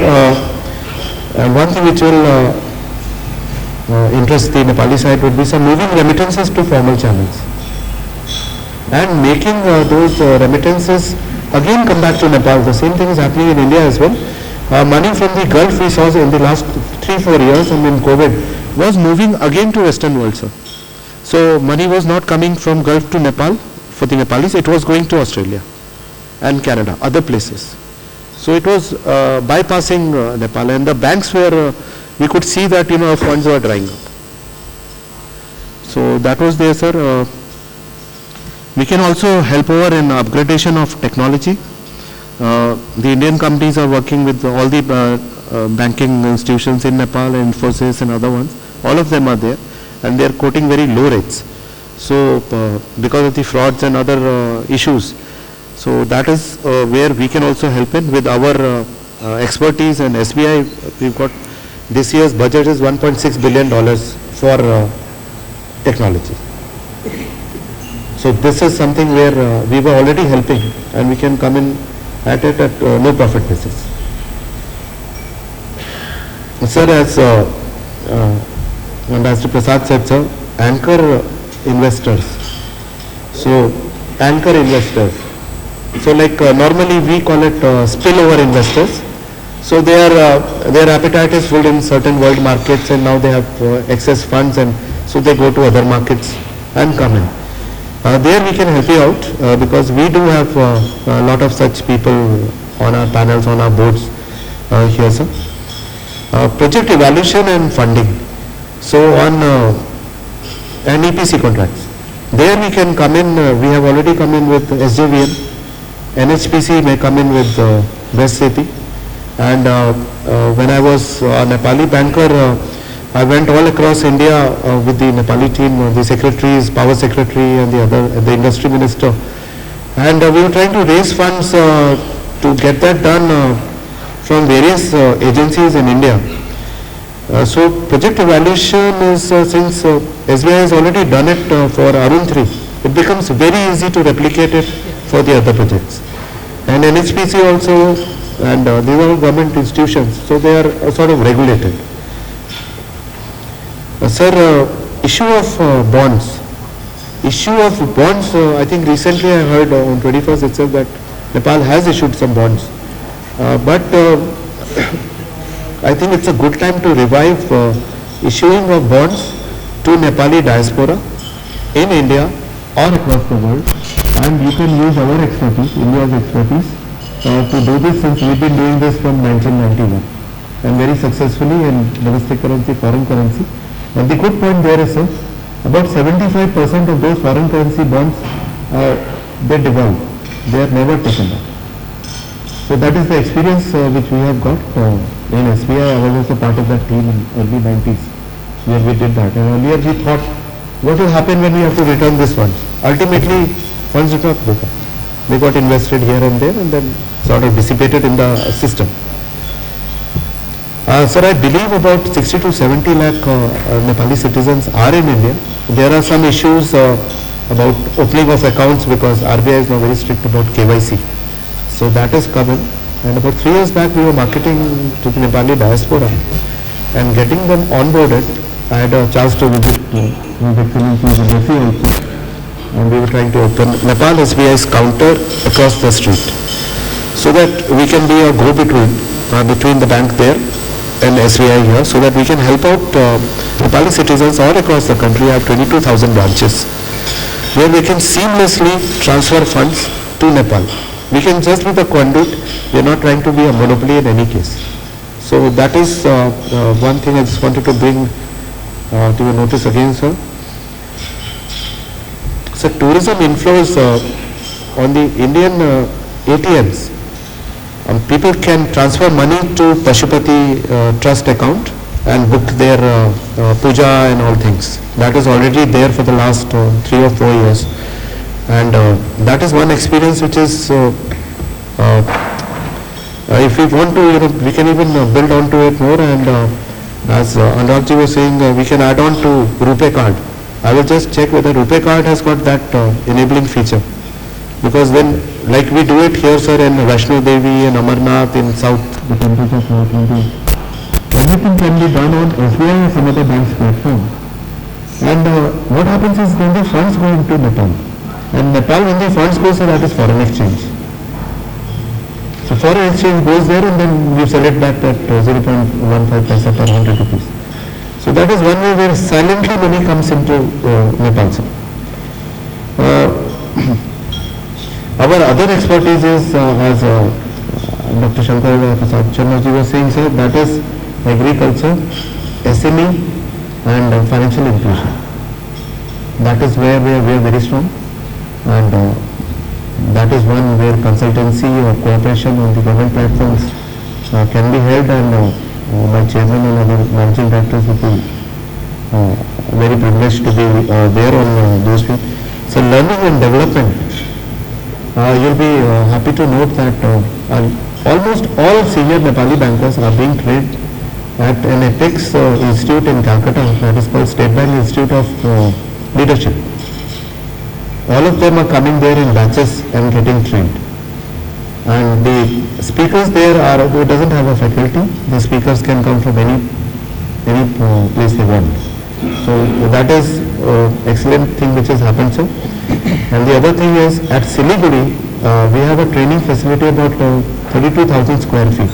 where all the lower staff, the clerical staff are now started coming and getting trained and going back.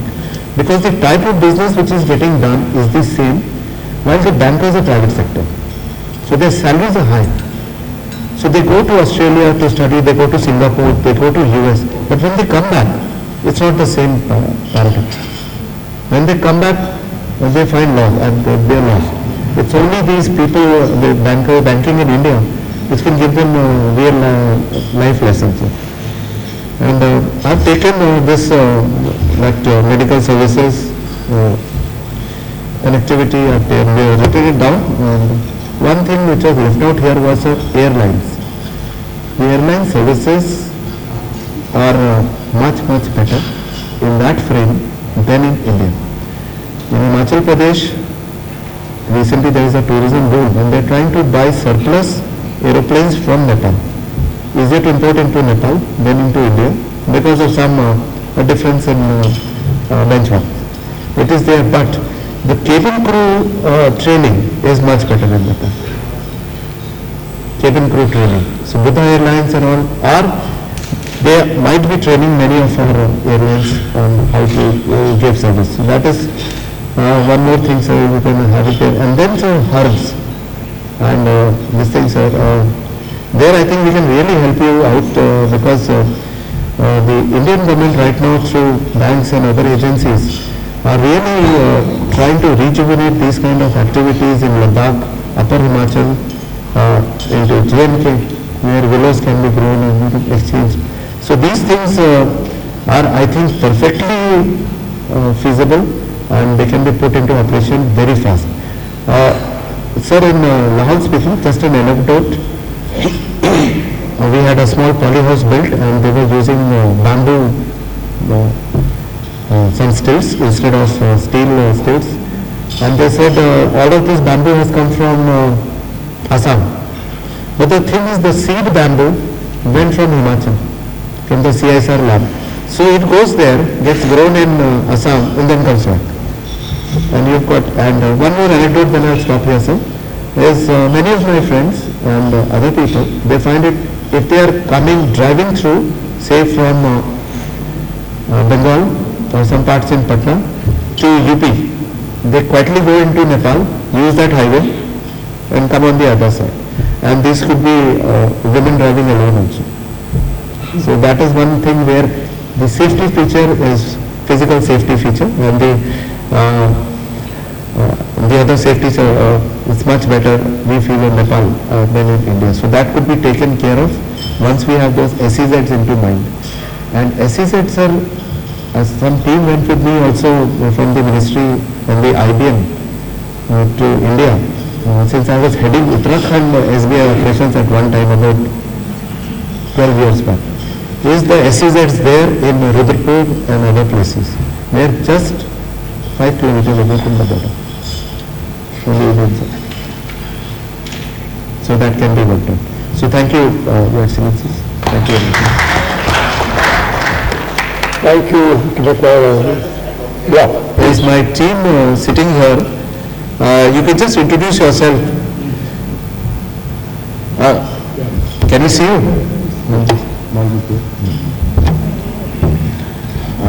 Good morning, sirs. Myself Sunil Chaudhary. I am Deputy General Manager and currently heading Commercial Branch Karol Bagh, sir. And his team, sir. So what he is handling is mostly all the PSU accounts who are going to invest in Nepal, and he sits in Delhi. So he was with me a short while in Chandigarh. So that is why I brought him here. He will remain in touch with you, sir. Yes. So he will be helping you out. His office is there on Barakhamba Road. Thank you very much, Mr. Bhatnagar. Again, very useful.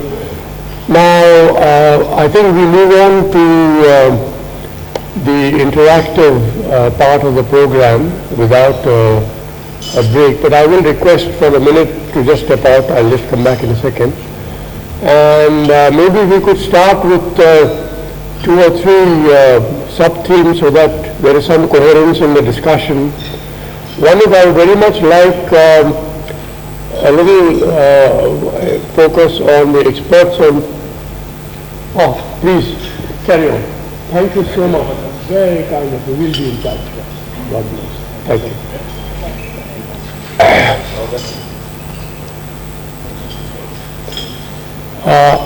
Maybe we could, because normally, we start with the geopolitical and the heavy stuff, and there's no time to discuss the nuts and bolts issues. So if you agree, I would just like to touch on some of the nuts and bolts issues which can make a lot of difference to the economic landscape in Nepal and of India-Nepal relations. So starting with tourism, and then I would like to have a little focus on how science and technology and innovations can be game changers in the India-Nepal relationship, because India is one of the leaders in the startup world, and we talk about Atmanirbhar India, and the world is basically talking about how India might be actually in the driver's seat of the global economy. The London Economist cover story of the other day, just one example. So if India is going to be an answer to the recovery of the post-COVID world, surely a beginning has to be made in its own neighborhood, and surely a beginning has to be made in Nepal. So I just want a little focus on that also. And then, of course, we will move on to the geopolitical issues and the bilateral issues that you mentioned.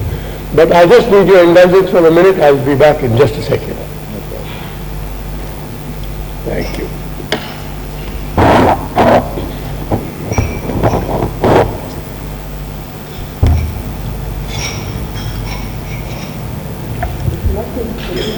So Maybe Mr. President, I'll just join you in a second. On the tourism potential. yes, please go ahead, sir. And right after, Mr. Sandeep Rana. Thank you, Mr. Rajan. You catch me off guard, actually. I came just to listen. I was not one of the speakers.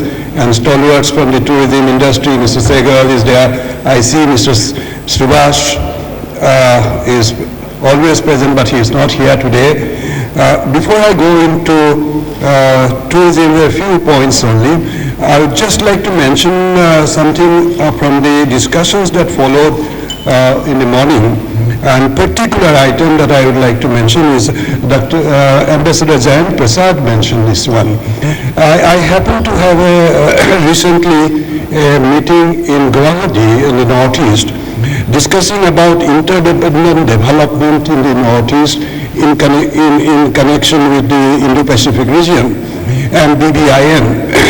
One point that came out very prominently was that if we are thinking of climate change and sustainable development in the future, we have to think about the Himalayas and the management of the Himalayas and the water basins, the routes is extremely important for anything that you want to do in for climate change in the region, not only Northeast but of entire India, Bhutan, and Bangladesh and Nepal. And in that connection, water resources management becomes extremely important. I am glad that Ambassador Prasad mentioned this, and I thought that I will mention this, and that maybe the groups will go into greater details about Nepal's role in that water, comprehensive water basin management and management of the Himalayas for future climate change collaboration.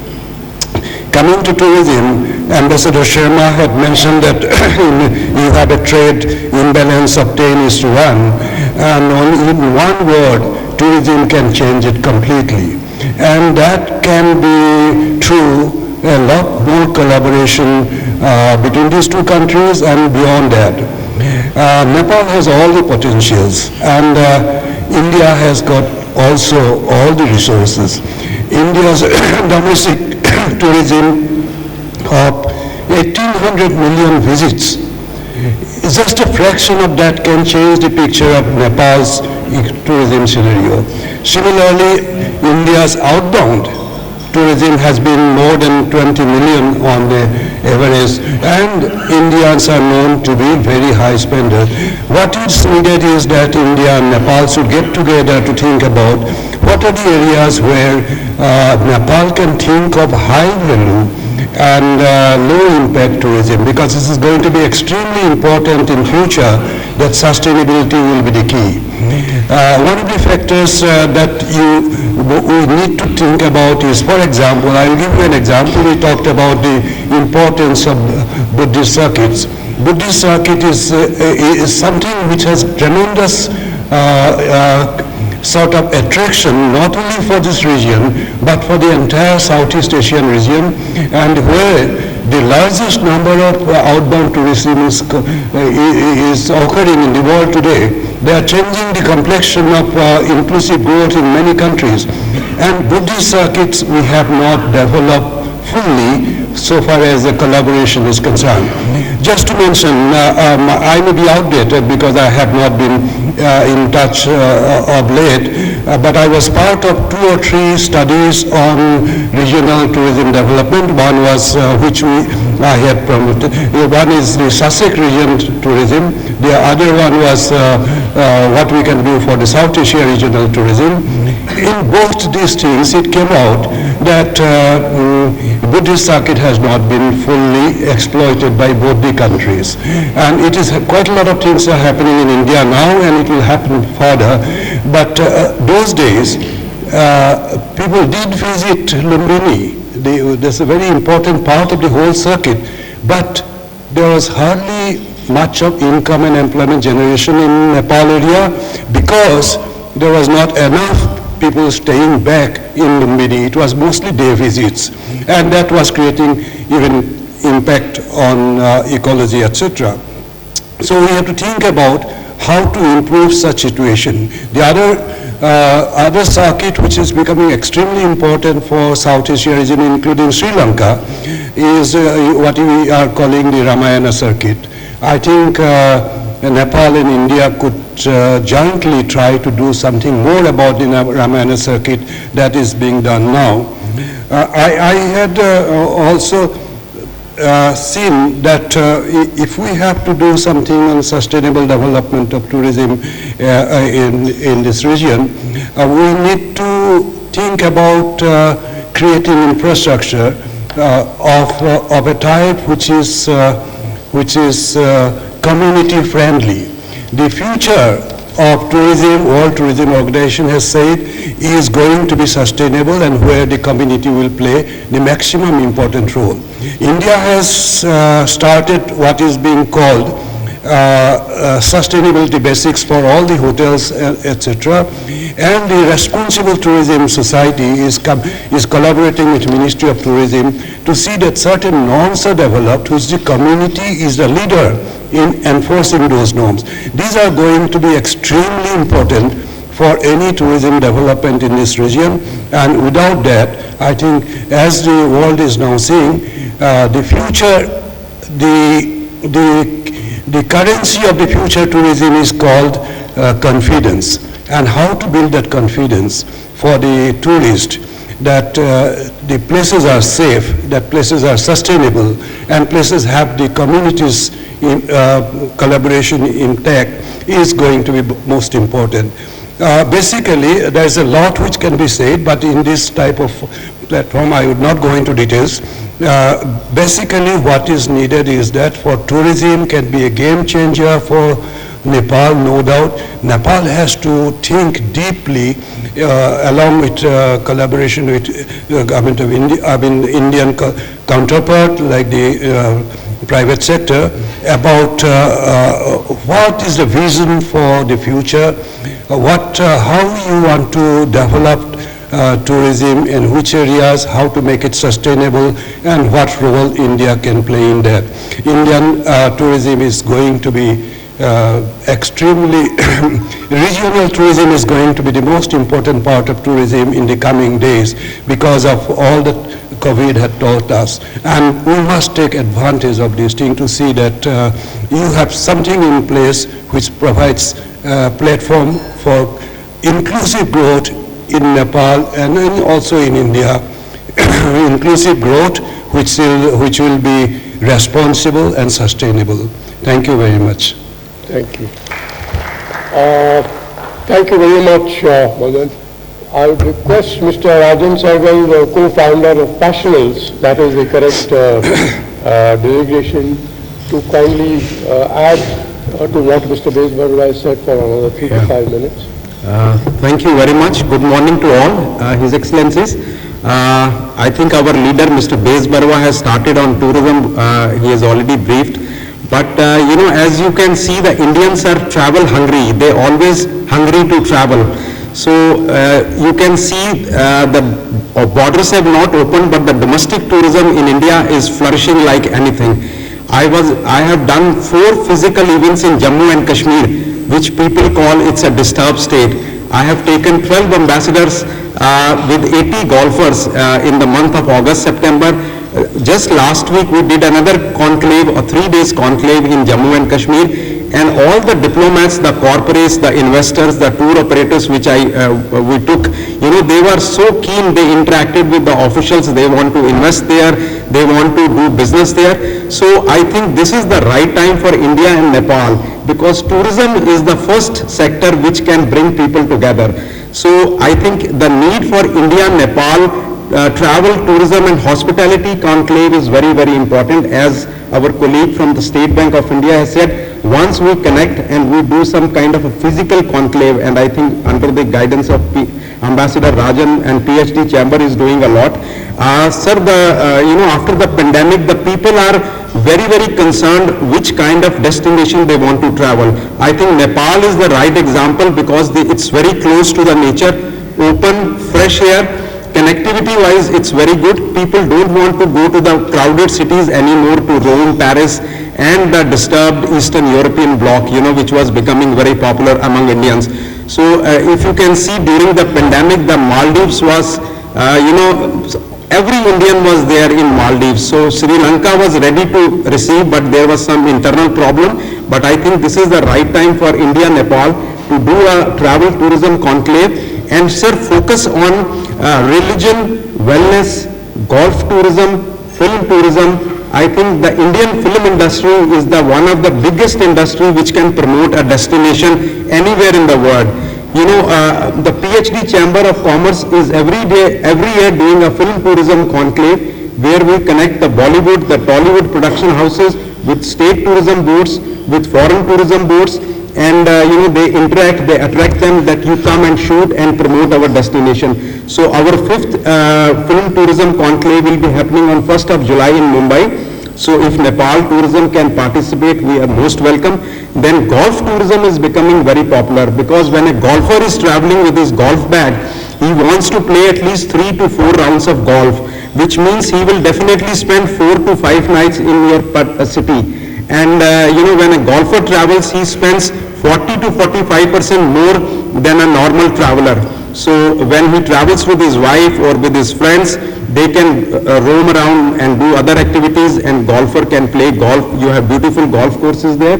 And as I told, wellness and religion is very important. I was giving a lecture before pre-pandemic in one of the travel and tourism universities, and I was giving them a very rosy picture that you are joined one of the best travel and tourism industry. It is very charming and you will be a successful person. So one of the students rose and he said, there is a recession going on in every industry. How can you say that travel and tourism is a very good industry? I said, whenever there is a recession, mostly the Europeans and Americans goes in depression, but Indians, Nepalese, they run to their God. So why don't you become a pilgrimage expert and start selling pilgrimage tours? And India and Nepal is the best example to become a pilgrimage expert. So he really doing that one, and when Indian or Nepalese goes to meet the God, they don't compromise on the money. So I think this is the best way to make money. I am also doing lots of religious tour, and I think this conclave, if we can invite tour operators, travel media, airlines, hoteliers, I think we can do wonders with that. Thank you. Thank you very much.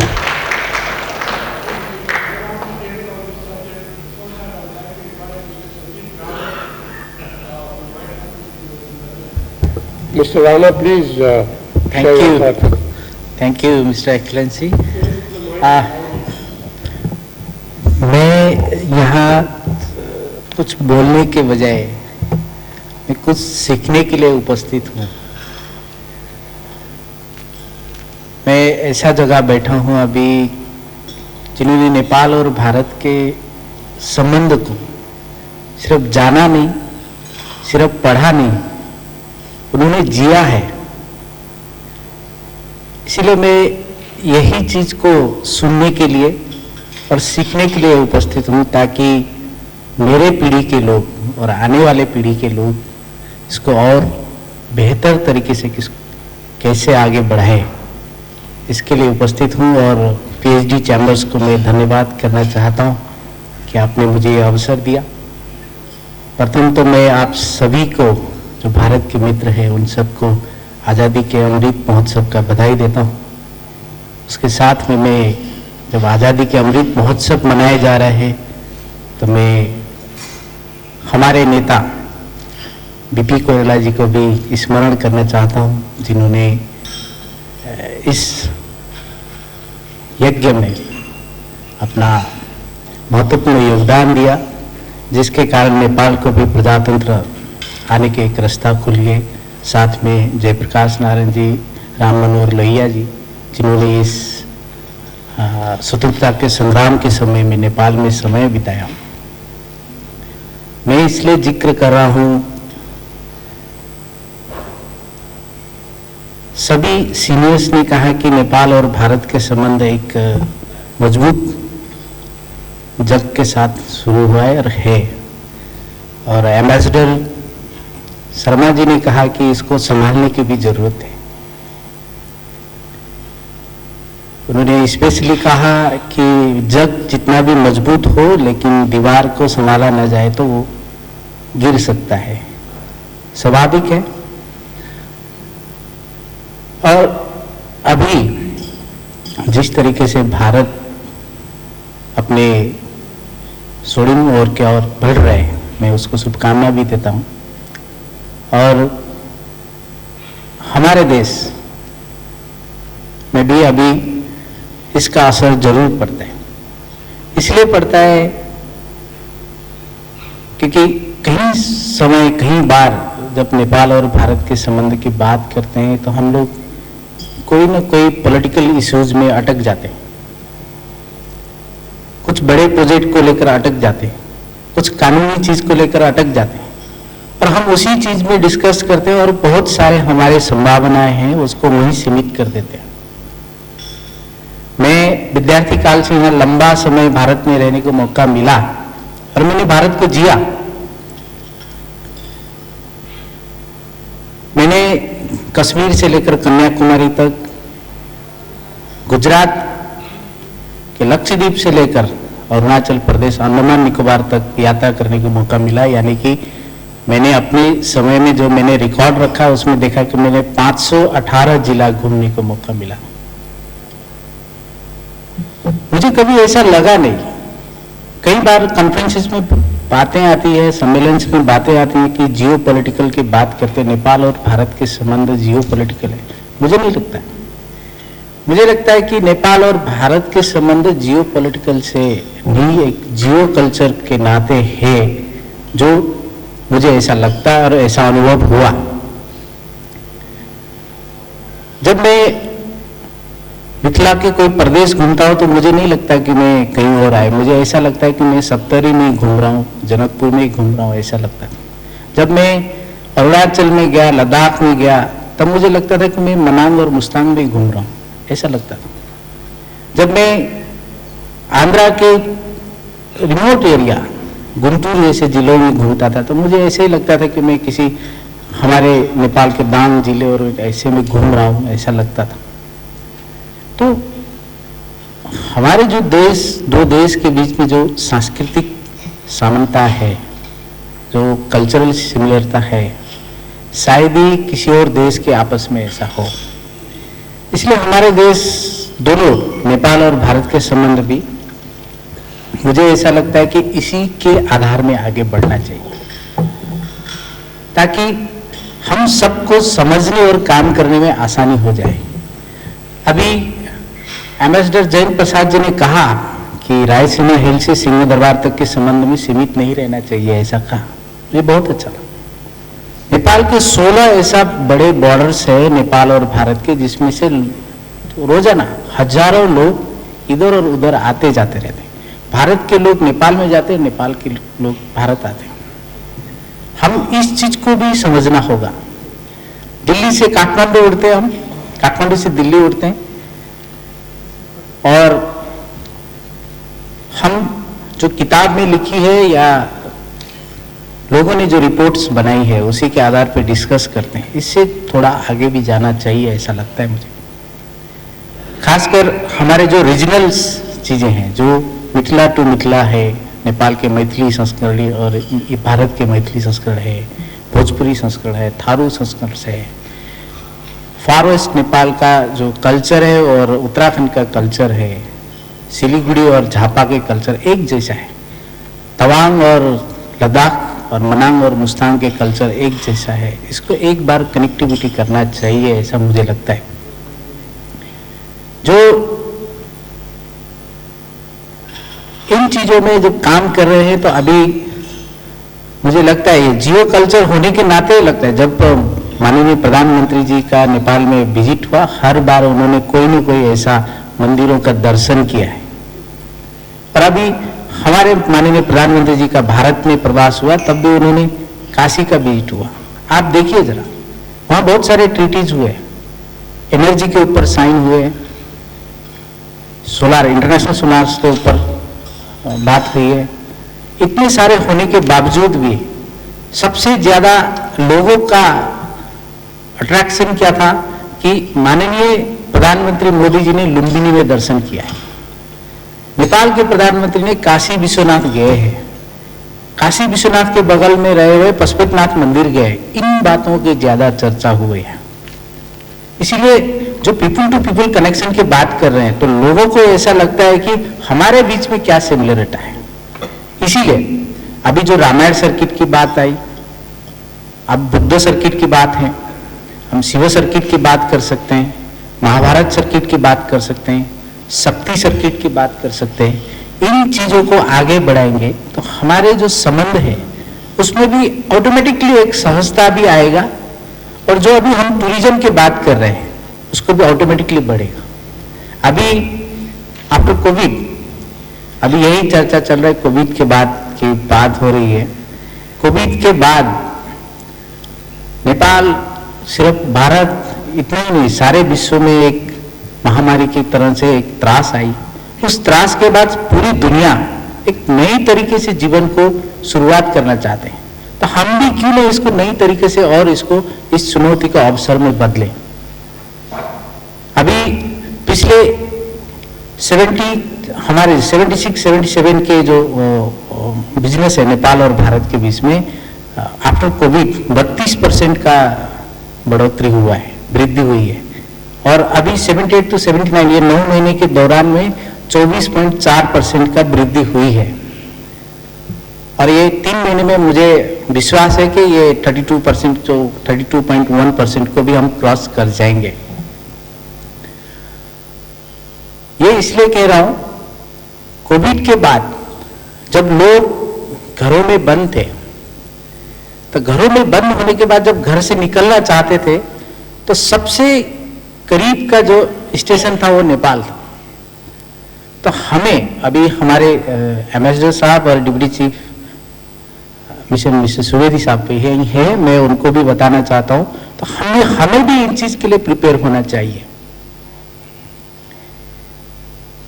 अभी 14 लाख के आसपास, 1.4 million के आसपास भारत के लोग जाते हैं। तो जब हम इन सर्किटों को ठीक से शुरू करेंगे तो इसको हम 10 गुना बढ़ा सकते हैं।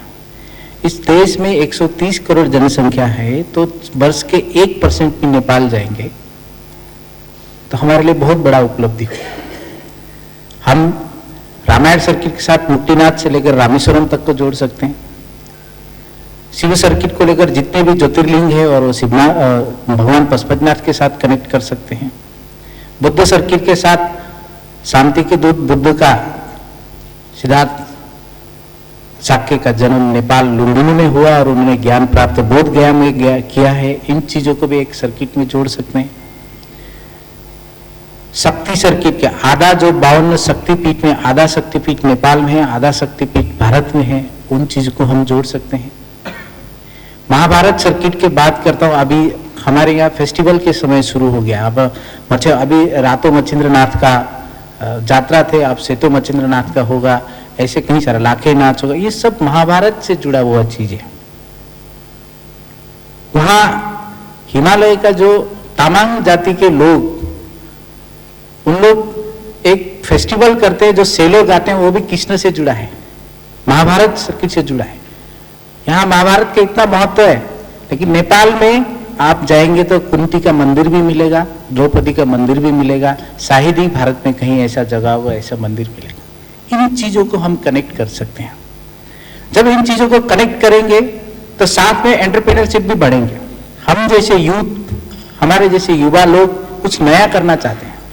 कोविड के बाद अपने ही देश में कुछ करना चाहते हैं। जैसे भारत में नया एंटरप्रेन्योरशिप बढ़ रहा है, नेपाल में भी ऐसे बढ़ने के कई सारे युवा हैं जो साथ में काम करना चाहते हैं।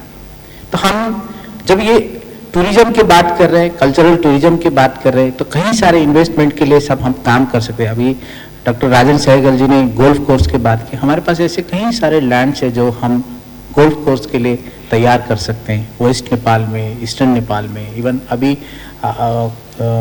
एवरेस्ट के बेस कैंप में भी एक गोल्फ कोर्स हुआ। ऐसे कई सारे चीजें हैं। बुटीक होटल्स खोल सकते हैं और बहुत सारे चीज है।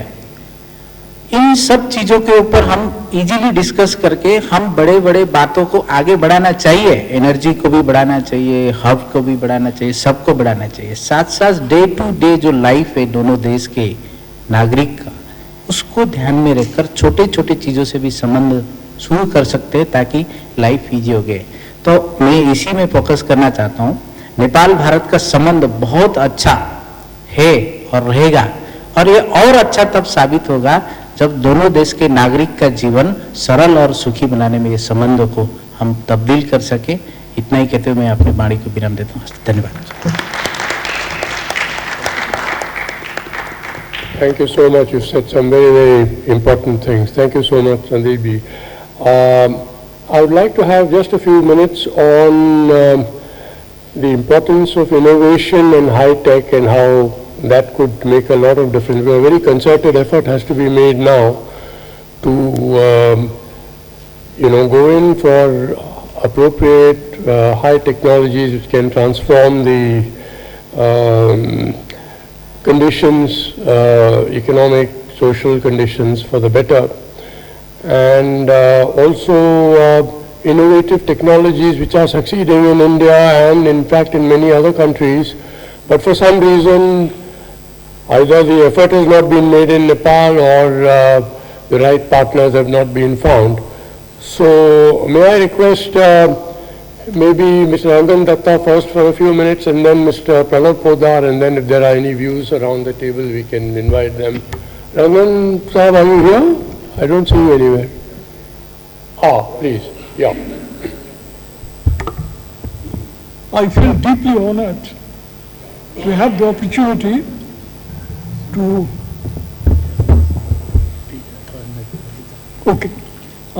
allow me to say, His Excellency Ambassador of Nepal, that I feel deeply honored to have the opportunity to take part in this consultation. I will not talk about high tech, but initially I would like to draw your attention to the fact that we need a common strategy to develop tea industry in sub-Himalayan region. Nepal produces about 16.30 million kgs of tea, and I have tasted your Jhapa tea, Dhankuta tea. This is excellent. But as of now, there is no scientific branding of Nepal tea. As a result, it is not fetching the kind of price that it should fetch in the market. Now, Nepalese growers are suffering as a consequence. So what is needed is immediately a kind of a tie-up between Tea Board of India and Nepal to provide the necessary scientific inputs for presenting Nepal tea, which is, in my opinion, as good as Darjeeling tea in some areas. I've tasted myself. So this is one suggestion I'd like to make and for your kind consideration. The second issue is, I take a cue from Ambassador John Prasad's point that Nepal has an enormous strategic significance for ecological security of northern India and northeast India, and also for Bangladesh as well. Now that suggests a common science and technology policy for conservation of biodiversity. This is a neglected area because whatever is discussed in such forums is about extracting more and more from nature to produce what you call value-added products. But the damage such extractive economy causes to the environment is not often even considered, not to speak of being factored in it.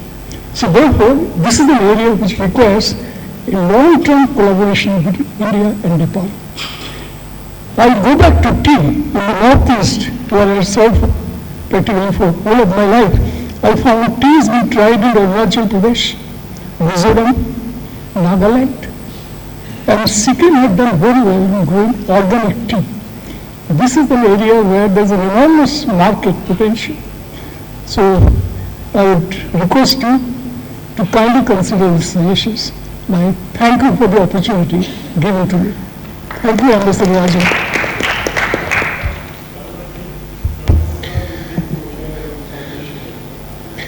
So thank you, Ambassador Rajan and Atul, for inviting me at this very important India-Nepal Partnership Summit. Just a brief introduction about me. I'm Pranav Podar. Of course, I'm from the PhD side. I'm co-chairing the International Affairs South Asia Committee. And at my own business level, I'm co-founder and director of a company called Synergy Environics. We are headquartered out of Gurgaon, but we operate all over India and a few other countries. We are in the health and wellness technology space. But before I talk a little bit more about the kind of technology and innovation that we are doing, just a couple of points which I thought was pertinent to highlight today was that the centers of excellence related to the environmental factors in the US, out of Yale and Columbia University, they publish environmental performance index every year, and it's an index which rates 180 countries. So I think just in today's newspaper, while I was coming over here, I read that India has been ranked the lowest. Out of 180, India is at number 180 on the environmental performance index. And then I looked up where Nepal is. Nepal is at 176. So here lies a huge, of course, I mean it's a matter of huge concern for both India and Nepal to be ranked in the lowest 5 as far as environmental performance index is concerned. This is a combination of greenhouse gas emissions, climate change, biodiversity, a few other parameters. But if both the nations are ranking in the lowest 5, it's a matter of huge concern. But I'm an optimist. I like to see the brighter side of it. It's an area of huge opportunity for entrepreneurs on both sides to work on areas to at least break into the top 100 over the next 5 years. And there are many areas that we can work on in this aspect. How do we get from 180 and 176 into the top 100? Is a huge area of collaboration and innovation which can happen over the next 5 to 10 years between the two countries, India and Nepal. And entrepreneurs on both sides have a huge responsibility and area of collaboration where we can work on this. So I think I just wanted to point that out as one of the things. Now, what does an entrepreneur need? When we talk about innovation, what does an entrepreneur need? In my view, in my personal view, an entrepreneur needs 5 things. One, of course, they need a differentiated and unique idea to solve a big problem. And again, when we are in Asia and South Asia, there are many big problems that is out there. So there is no dearth of problems which one needs to solve. but you need to solve it in a unique and a differentiated way. And I also hear, or we also hear all the time in entrepreneur summits that, ideas are a dime a dozen. Ideas come to an entrepreneur every single day. The key lies in execution. So I think when we also meet fellow entrepreneurs, we have lots and lots of ideas. We just need to come up with a differentiated and a unique idea to solve a big problem. That's number one. Number two, we need solid mentorship. We need to have a pool of mentors and advisors who can really guide us and hold our hands and, take us through that step of solving that problem in a unique way, but doing it well. Number three, we need evangelists to open a few doors. When we talk about market access, we need a few evangelists who can open certain doors for us. Number four is capital. A lot of times as entrepreneurs or as budding entrepreneurs, we feel like, okay, I have an idea, but I don't have money. But really, in what my experience over the last 15 to 16 years of running companies is that really capital is not a constraint. If you have a good idea, differentiated idea, you have good solid mentors and advisors, you have evangelists, capital is really the number four problem that you need to solve as an entrepreneur. Number five, of course, once you do have these four things, you need, of course, a very strong management team to execute your idea. So really, when we talk about entrepreneurs and solving a problem and, innovation, technology, as an entrepreneur, if you have these five things, or you need to start working on this 1, 2, 3, and 4, and 5, is where you can really, move needles, from X to Y and be good in your area. Now, at what we've been able to do over the last few years in the area of expertise that we've built, which is really in the wellness space. Last 5 years, 7 years, the buzzwords have been EdTech, FinTech, Agri-Tech, Food Tech. When you build this word tech against each of these, and they are the fancy words where, again, in the last 3 to 5 years, we've seen a lot of funding come into these areas. I'll take this opportunity in really highlighting health tech and wellness tech, or well tech. These are still areas which are still greenfield. Not a lot has been done. It's the core fundamental area, health and wellness. But again, when I talk about India-Nepal has such a huge scope of working with each other on health services, wellness technologies, not only services but products. And here is where we need to get smart about marketing and branding. I think what the new age of entrepreneurs, the Gen Z and early millennials have taught us is the art of marketing and branding. And I think it's a huge untapped area which India-Nepal still has in really developing solutions which can solve the health challenge. Mental health, we all have been hearing last couple of years. Mental health is really the number one problem which people face. Depression is the number one killer all across the world. It's not only an India-Nepal challenge, but all across the world. And there are so many solutions and so many, by nature of the inherent thing in India and Nepal, we have so many solutions already available. I think we just need to brand it well, we need to market it better. And when we talk about trade imbalance between India and Nepal, I think when in my trips to Nepal over the last 3 to 4 years, I've undertaken about 3 or 4 trips. Just through PhD, we took a delegation last December, which I was a part of, and of course Ambassador Rajan and Atul were there. When we talk to business leaders, there are so many solutions which people have. It's just that we've not branded it better or we've not marketed it. And that is where we can solve this trade imbalance issue, not only with India but rest of the world. I think Nepal side has a huge opportunity for branding and marketing their wellness solutions and health solutions, products and services in this area. Of course, we've talked about tourism, we've talked about energy, we've talked about infrastructure. But this is still a huge area which is untapped. And at our level, I think what we do is we look at a lot of emissions, ground emissions, emissions from digital sources. So a lot of your smart devices, smartphones, laptops, mobile towers, all these emit certain emissions which are electromagnetic emissions, which cause a huge challenge on our health. Our health is compromised.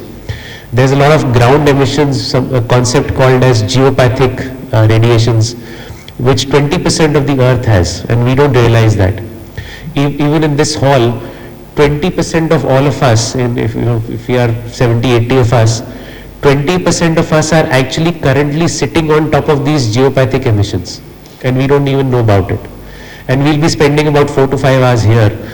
So imagine if these are there in your bedroom, if these are there in your office spaces, the kind of health problems that it comes or it has, that's the kind of problem that we are solving for the last 15 years. In our own small way, we've implemented our technology and solutions in more than almost 3,000 projects or 3,000 buildings across India and a few other countries.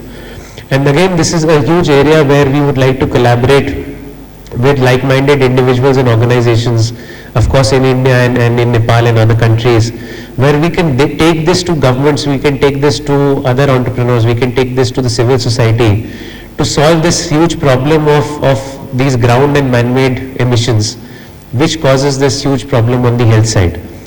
So I think this is just a bit about what we are doing at Synergy Environics, but we see a huge scope in collaborating, in innovating and developing technologies which solve the health and wellness challenge. And this is something which 100% of the population, there are 7.5 billion people on earth. Everybody needs to get healthier and everybody needs to lead a good quality of life, healthier life. And again, Nepal and India needs to do a lot more on marketing themselves better and taking this to the world. So I just thought I'll share a few snippets from there. So thank you very much. Thank you very much, Pawanji. Now, I would like to spend about 15 minutes on the geopolitical environment and also bilateral issues. Maybe 4 to 5 minutes each. I would request Mr. J. Ranade to speak about the China factor, General Ashok Mehta, and then General Dipankar Banerjee. Please. Mr. Ranade? Yeah. Then Ashok, and then...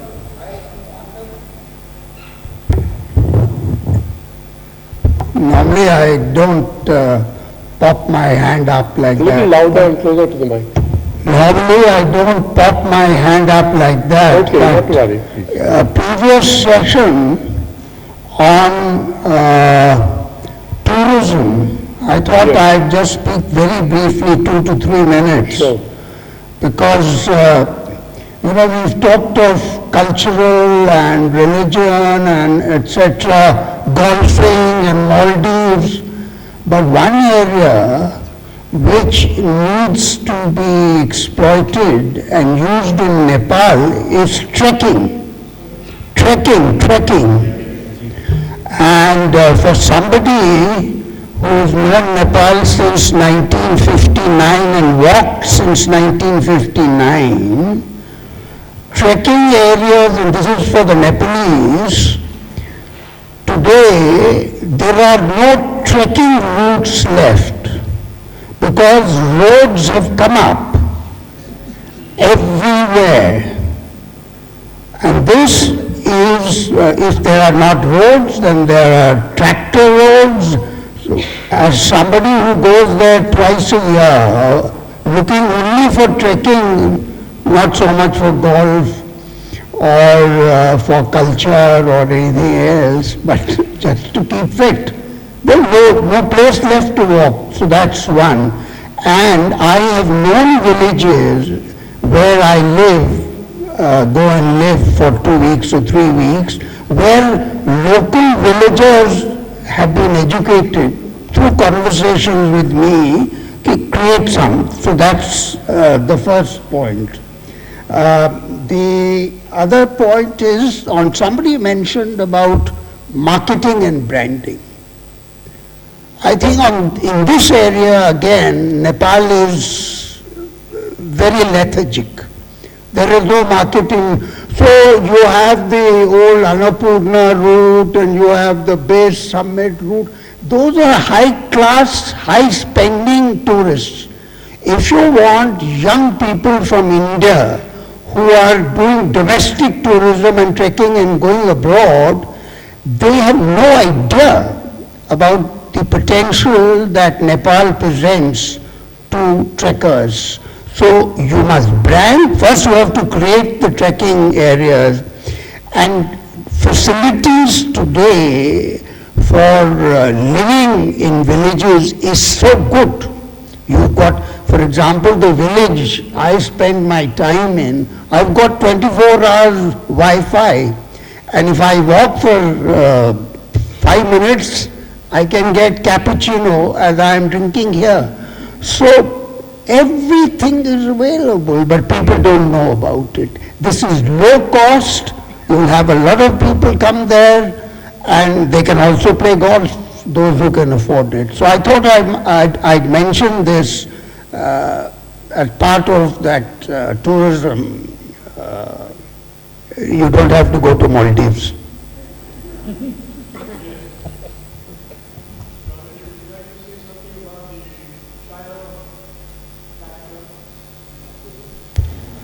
Well, much has been said, sir, but I'll just mention a couple of things which I think pick up on points that you made and Ambassador Jayant Prasad made. The first is about the people-to-people connect, and I think Anurag Srivastava's comments, Ambassador Anurag Srivastava's comments were very encouraging as to what we are doing, the path that we are headed towards. But two things struck me.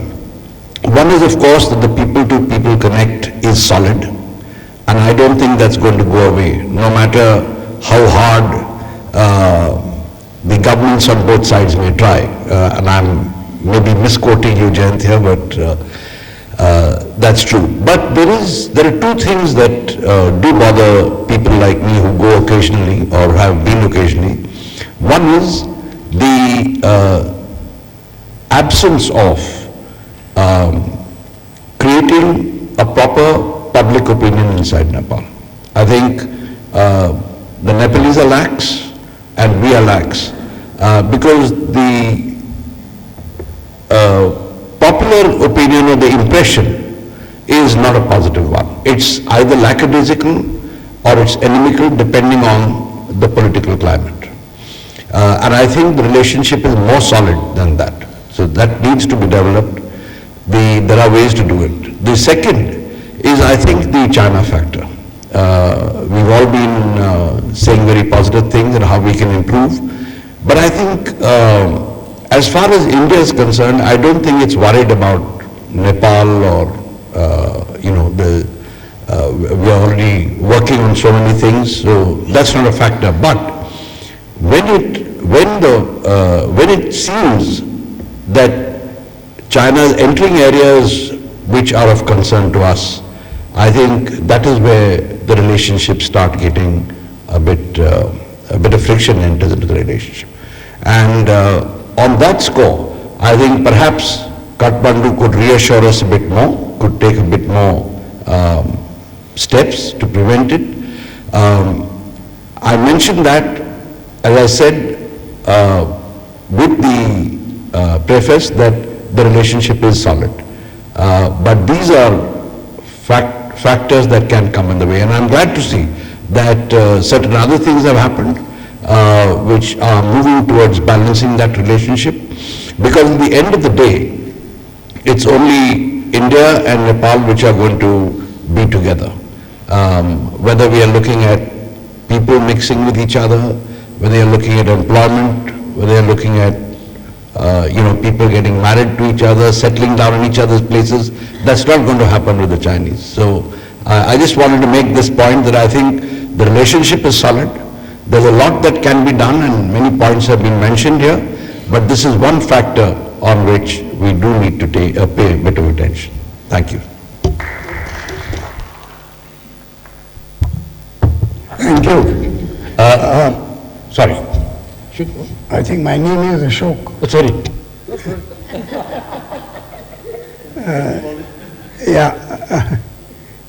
Right. Just one point on the trekking thing. This is for India. I wish our GS North was here. Our last mile connectivity on the Indian side is so pathetic. I was there in the last 4 months twice by road from Gorakhpur to Bhairwa to Butwal and of course on to Pokhara. The Indian side, what I saw in 1959 is almost what I see in 2022. And this is not just on this Bhairava route.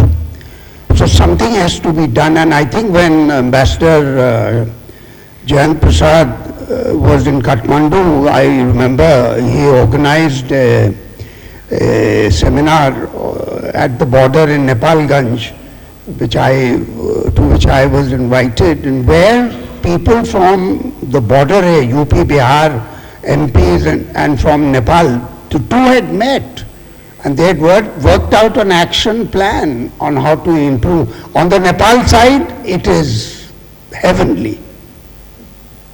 So, our Joint Secretary North should take note of that. Continuing with what my friend Jay Ranade has said, I'll go a little beyond what he didn't say, is that the two countries, I think there have been a lot of allusions, and I don't know why we are shy of between two countries who are supposedly millennia connections and relationship. We are still very shy to talk to each other about our problems, especially at track 1 and even here at track 2. So there have been hints about EPG and border dispute. I think the Nepalese have a point. And I'm not going to get any Bharat Ratna from Nepal for this, or any award, although I deserve one, because I've been trekking since and doing a lot of things since 1959. But besides, I think we need to have a mechanism, because all kinds of stories are floating about EPG in Nepal. So these stories, the bushwork in Nepal has a life of its own, and before it erupts, I think the Indian side should take note of this, and I think the same applies to the border dispute. Having said that, there is yet an even more serious problem in the making, and that is on recruitment.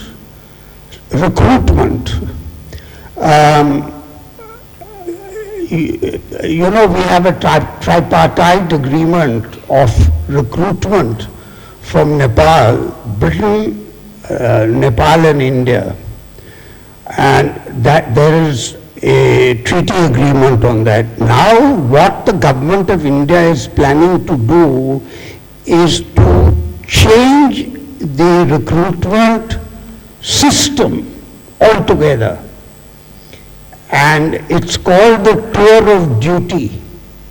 I understand, I hope I am wrong, I understand that will apply to Nepal also. Now the tour of duty means 4 years of enlistment, of which 6 months will be training, and 25% of that number will be re-enlisted, and after 4 years, those who are not re-enlisted, they'll get a severance package of 10 lakhs, and there is some assurance that the corporate world will take them. That is what the proposal is. This is a dastardly, absurd, and horrific proposal which, without being tested, is being implemented all India. I hope I am wrong in my assumptions about the system. The government of Nepal should be alerted on this, because it will destroy the regimental system, the Gurkhali bond, the largest constituency of India-Nepal bonding is the ex-serviceman, is the 40 Gurkha battalions in the Indian Army, it will cause an earthquake. Again, the exaggeration is intended, but I think the government of Nepal should be alerted, because this system, I understand, is to be coming to force by August. I don't want to say anything else on geopolitics, because this is enough of geopolitics, because the damage that it will do to the Indian regimental system is inestimable. But the damage it will do to India-Nepal relations is also inestimable. Thank you, Ashok. General Dipankar Banerjee. Very true indeed. I thought General Nath had already spoken, that's why I tried to speak and intervene in between. He is my Gurji ho, one of the senior ho, 4 saal banda pehle, and I was the pleasure of knowing him and the privilege for the last 70 years. So we go back a long way. So I don't think he meant any offense at all. India-Nepal, I'm also in the Gurkha regiment. It's 61 years when I joined the Gurkhas, and since then, Nepal is a part of my life, and everybody there, etc. I don't consider that in any sense a different region, different people, or different entity entirely. So that is the sense that I have lived my life till now, and for the last few years, few decades really, I've had a little more contact at policy level with the Nepalese establishment. And in that context, I must I must recollect Prime Minister Modi's first visit to Nepal in 2014. It was probably his second visit abroad, when he addressed the Nepalese Parliament, a joint session of the Nepalese Parliament. And that was a remarkable speech. And the same evening, by prior appointment, I had a talk to the United Nations Association in Kathmandu. The very nice establishment, and the elite of Nepal were there. Many ambassadors, many policymakers, foreign ministers, etc., about 60-80. That was a time when the Prime Minister addressed all issues of India-Nepal relations, and set that at a level which I thought it lasted about 50 years, 78 years really. It had never reached a better, higher peak than that. Of course, and my address to the elite in Nepal and the United Nations Foundation strengthened that feelings in me. But a couple of months later, the Prime Minister visited again for the SAARC summit, and there were a couple of issues like that, Lumbini, this, that, and things like that. And since then, we've been having a sensitive time in our bilateral relations. There have been issues which needed to be addressed, and because of various reasons, both in India and Nepal, those could not be addressed. But listening to the presentations today, and the presentations by both our Joint Secretary, who is not here, and the Nepalese distinguished personnel, leaders, we are now reaching a stage of India-Nepal cooperation, a strategic relationship that has the potential to reshape not just India-Nepal relations, but relationship within the SAARC countries in South Asia. Now, this is a challenge that confronts us today. I would like to highlight this particular issue and no more, because this is neither the forum nor the time to talk about that. But this is a period of great geopolitical changes. Let us first accept that, then try and understand that, and finally to reshape our geopolitical strategic relations in a manner that will ensure the completion and enhancement of all these cooperative projects that we have just talked about, which, when implemented, will really transform India-Nepal relations very substantially. And I think, especially in this forum, and Ambassador Rajan has been such a great leader in this area, not just only India-Nepal relations, of course, where he has got tremendous expertise, but of course the regional relations as well, that we have a certain commitment as a thinking community, as the has-been community perhaps, to try and put out some sort of thinking, put up our thinking cap once again, and work out in a more constructive manner in the new geopolitical environment issues that we need to seriously consider. There are many challenges. Ashok raised some very important challenge that also needs to be confronted and its impact assessed.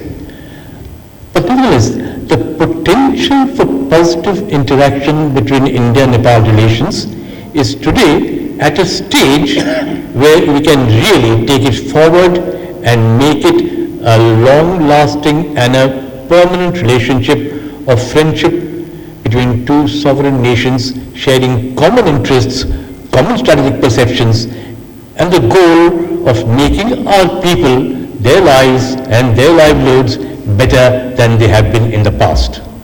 And that is a challenge that we confront today. Thank you, Mr. Thank you so much, Dipankar ji. Well said. Mahesh ji, आप कुछ कहना चाहेंगे? You are from a very sensitive area. Please tell us something about connectivity, security-related issues from your standpoint, please. His Excellency Mr. Sharma, Ambassador of Nepal to India, and all other excellencies are sitting here, Mr. Sandeep Rana, Mr. Atul Thakur. I got this opportunity to present something about the borders because I came from a very small place situated at Indo-Nepal border, Raxaul. It's a subdivisional town, and myself is working for Seema Jagran Manch, and we are having network of 7 districts which are connecting to Nepal. So I born and brought at Raxaul itself, and my genetic relations with Nepal is of 6 generations. Our family was being brought there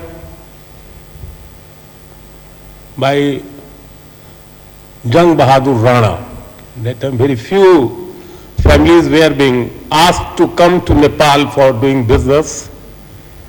Out of those 3-4 families, my family was there.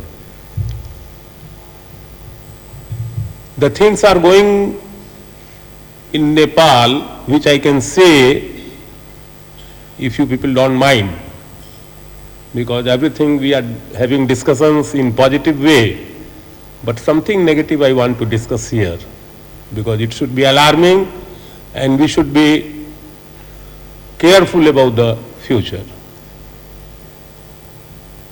Indo-Nepal border needs every day in minimum, as per my observation, 50 crores of Indian currency every day to run the Indo-Nepal border economy. This is the minimum, and maximum it may be 100 crores a day. But there is no system. No banks are giving us, because I am also trader at Raxaul. Customers are coming from Nepal. They are buying their livelihoods and products from our shop, like textile, foods, stuffs. They are paying us Nepalese rupees. And next day morning we need Indian currency to buy our stock. But never we discuss about that from where that money is coming to us. And every day we are getting Indian currency. System is going on, but there is no calculation from where that money, Indian currency, is coming in the market. And if we keep a close watch upon those transactions, what the threats between India and Nepal we can consider, we can reach to our eyes can reach to those threats, which threats are ahead. This point I want to raise here. As per my opinion, the demand of Indian currency will increase at the border as due to the financial crunch in Nepal, Nepal's import is going down due to there is no foreign reserves, and the facility earlier it was available to the traders in Nepal. So the consumers will come to India and they will buy more and more from the Indian part, the border side, and again the Indian currency will be more desired and more required. I can no reservation to say this. When I read Afghanistan in 1970s, when Afghanistan indulged with Russia and their economy started going down, the narcotics economy took place in Afghanistan. And in last 3 months I visited so many times to Makwanpur and Chitwan districts in Nepal. Especially I want to brought the attention of His Excellency Mr. Sharma. Makwanpur and Chitwan districts are now the main center of growing of the narcotics, ganja and opium. And everywhere in the world, if you see, when the country's economy go down, and if people get the chance in narcotics, the narcotics economy took place of the economy. And it has been seen in past in Afghanistan also, in Pakistan also we have seen. So it's a great fear for our country in Nepal. Point number one. In so many areas, like Nepalese are here, the bankers are here from a state bank side. I want to bring his attention upon these points. Since long, long ago, Nepalese people are having savings and fixed deposits accounts in India also. But when our KYC regulation started in India, there is no scope for the Nepalese citizen that KYC will accept their citizenship card or their passport or any type of identity is not accepted by Indian bankers. Due to that, what is happening now?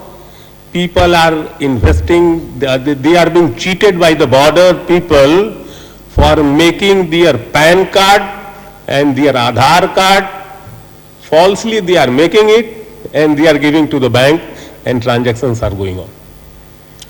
So we should, from Indian part, we should be prepared, we should be develop such a system so that Nepalese can keep their accounts in Indian borders and they can regulate. And the same thing is happening with the people who they are having property. Nepalese citizens are a lot of properties in India and it allows as per the treaty of 1950. But if you want to sell it, they can't sell because they don't have the Aadhaar card either or PAN card, and due to that, like in our life insurance policies, thousands and thousands Nepalese has insured their life with our Indian life insurance agencies. But again, when it is being matured, again the same problem they are facing. So we should take care about that also. Thirdly, we all have discussed about the tourism in Nepal. See, one foreigner other than Indian come to Nepal for as a tourist, he can bring $5,000 in cash. It is equivalent to 6 lakhs rupees Nepalese currency. But if one Indian tourist goes to Nepal as a tourist, he can keep only 25,000 rupees cash. And if he is having more than 25,000 rupees, he will be confiscated there in Nepal. So how your tourism will develop? At least 2 to 3 lakhs rupees in Indian currency, if he will carry, then only. And if you will say, why not people, when I discussed this matter in another forum, somebody told me that he can use debit card, credit card. Why not? Then I told him, how many people are having a facility to show in income tax that I went to Nepal and I spent 5 lakhs rupees or 4 lakhs rupees in casino in Nepal. So we should facilitate to the tourists, because see, we are talking about the trade deficit. It is not so huge if you are if we calculate about the trade deficit. We are calculating trade deficit by the way of import and export. But we are not calculating that how much remittances we are getting from India, how much trade we are doing unofficially at border. So if we calculate all the things, and if we increase we facilitate to our Indian tourists to inside India, our trade deficit will drastically come down. It is my opinion. Thank you very much, Mahiji. Really, it's very kind of you to, very important points you made. We are running slightly short of time, so if you don't mind, we will continue. Is there anything else you would like to say immediately? Yes. We should develop our border area. We are educating more than 5,000-6,000 students every year, but we are sending to Karnataka, Gujarat, Delhi, like those places. If we develop our educational system, health system, connectivity, airports at the Raxol side, the local man-to-man connectivity will be more comfortable, they will more closure. This is my presentation. Thank you. Thank you very much, Mahiji. Very important point you made. Mani, would you like to say something quickly in a minute or two about?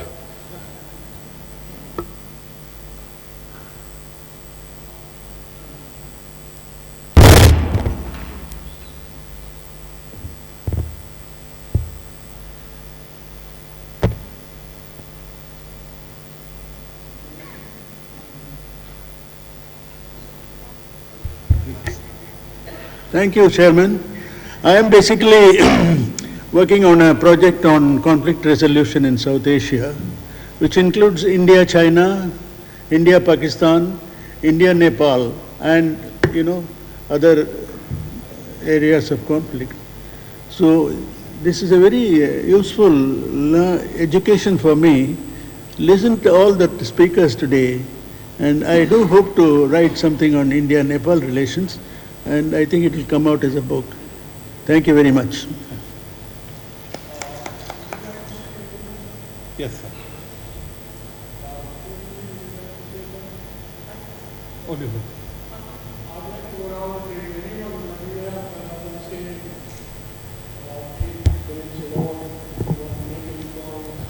I will take only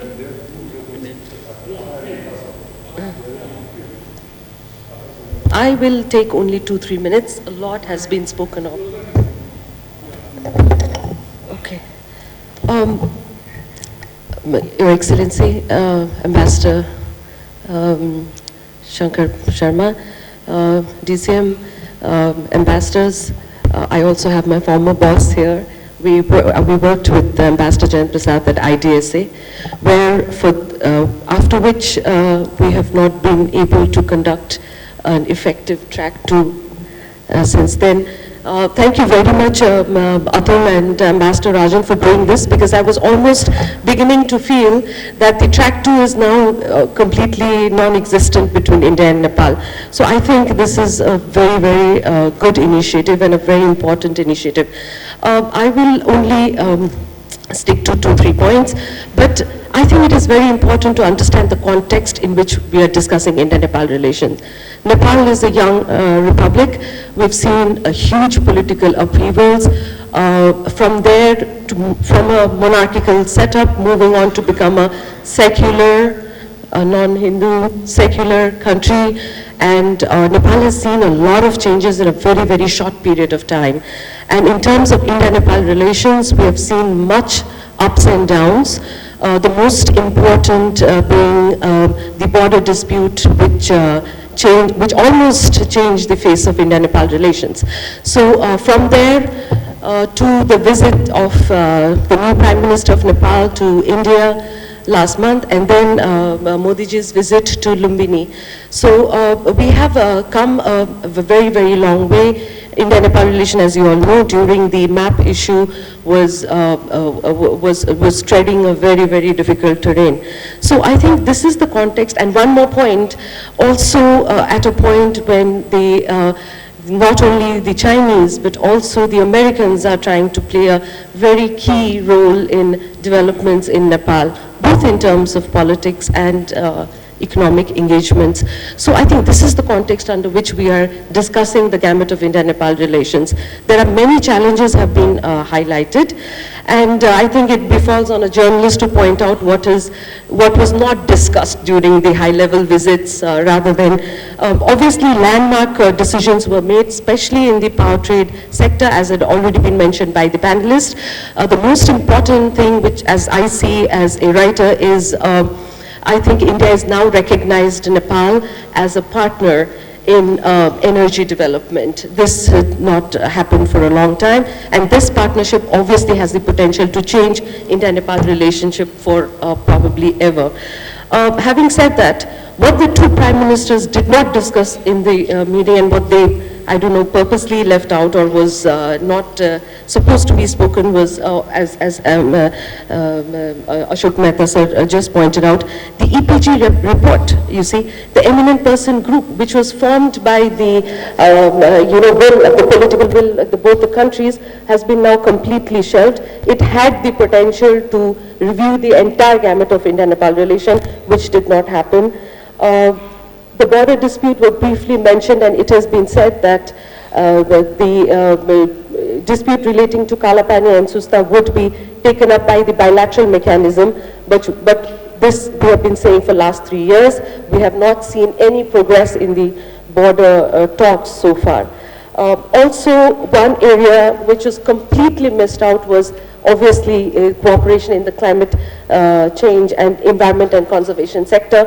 As Ambassador Jayant Prasad pointed out, I think it is going to be a major area of security concern for both the countries, and it was completely missed out in the talks in Delhi and also in Lumbini, sir. That and I will, so these are, I think, some of the areas which were missed out. And another big one was the problems faced by the Nepalese living in India.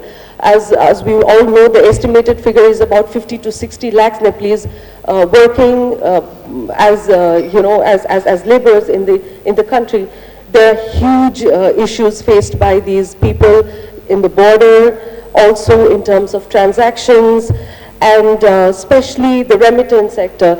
I don't know if Mr. Bhatnagar is here or not. I will just point out one area in terms of remittance, because this is, I think, really becoming a huge problem. The bank-to-bank development model, which was being implemented by the RBI Pele, is now probably not being taken forward. I think there's only 1 or 2 banks in India which promote this business correspondent model, so that the remittance, exchange can be very easy. Maybe this is one area you can really concentrate on, and we do not know why RBI is not promoted this kind of model, because according to this model, if we promote this, the remittances can be as easy as paying, doing Paytms or something like that, Nepalese partners can generate more agents in India, which can be very, very fruitful. And last but not the least, because I must say this as a journalist and a researcher, sir, in-depth studies has been almost missing in every sector of India-Nepal engagement. Since the last 4 years, and also thanks to the COVID, we have not seen a single study program being initiated between the think tanks of the two countries. And we must, I think, immediately start with the ones on connectivity, especially on the Buddhist and the Ramayana Circuit. Thank you. Thank you. Thank you very much. Vikasji, would you like to say something quickly? Of course, I'll be very brief. First of all, I'd like to thank PHDCCI and Embassy of Nepal that I'm here. Let me tell you how I came here. I flew to Janakpur, then drove to Sitamarhi, met Mamaji of my father, because my Dadiji is from there, and then drove to Darbhanga, and in the evening I arrived in Delhi. So I wear many hats. I'm a photojournalist, cinema producer, executive director of interstate multimodal transport. And let me tell you, from here, day after tomorrow, I am flying to Varanasi, and from Varanasi I go to Balia. Thanks to Prasad sir, Master Prasad sir, that you reminded me of our ancestor. Balia is the place from where our great-grandfathers migrated to Kathmandu, Indonesia. So I'm going there because we still have property there, and there's a post office which has been damaged. So I'm going to go and assign that some repair works to be done. So I have a very brief PPT presentation. So I'm here today more as a grandson of our grandfather, Siva Prasad Ramayana. He migrated to Nepal from Balia, and he is a friend of Chandrasekharji, ex-erstwhile Prime Minister. And my grandfather, Siva Prasad Ramayana was a Swatantrata Senani, and till he was alive, he was receiving pension, and he was in prison for a month, and he was hiding for a year during the early 40s. And another I want to mention the Nepalese role in the freedom fighting, because India is celebrating Amrit Azadi 75th year of Mahotsav. I made two Prakash. One is Prakash Man Singh, Ganesh Man Singh's son, and one Prakash Koirala, son of BP Koirala. So Prakash Koirala told me Matrika Prasad Koirala and BP Koirala were imprisoned in Hazaribagh. And so they had a major role in India's freedom struggle. But I think Gandhiji convinced them that they should focus more on working for Nepal. And I spoke to Prakash Man Singh ji. He was saying that Ganesh Manji was staying in India as a fugitive. So he was in a fake name, so he didn't have much role in India's freedom struggle. So briefly, I think if you can have a look, we can just please play it, Aditi ji. There's some. Okay. So we live in Inner Chowk, Makhantol is the heart of Kathmandu, and there's I think it's a self-explanatory PowerPoint is there. So I think rather than me speaking, I'll request just to play the PPT. Okay, yeah. So just you can go on. Next. Some of the stuff I was able to collect, and I think I'll archive it for future history. Yeah. That's our home in Chhata, Balia. I have to go there and do repair works. So, that's our village, Chhata, near Balia, very near. And this is the school where our family has donated land, and we are in the board management. And our grandfathers, C. Prasad Ramayana with Edmund Hillary, Tenzing Norgay, and John Hunt. So, and he was able to meet Indira Gandhi ji also. And his very good friend, Krishna Prasad Bhattarai ji. And I have to tell you one thing. When Chandrasekhar ji was visiting Nepal in 1990, when the interim Prime Minister was Kishan ji, that time Chandrasekhar ji broke the protocol and he stopped his vehicle next to Solti Hotel Gate where we live, and he went inside and met our grandfather. So that was. Thank you. I have to request you to, because unfortunately the ambassador has to leave for the airport, so we have to have a quick lunch. Dr. Ghosh, you wanted to say something about a technology that can be offered to Nepal quickly in a minute or so? Thank you, Ambassador K.V. Rajan, for inviting me to this scintillating session. Normally I fall asleep, but it has been such an eye-opening accounts by all speakers that I have been awake. So I thought I will cut short on all the formalities and come right to the point.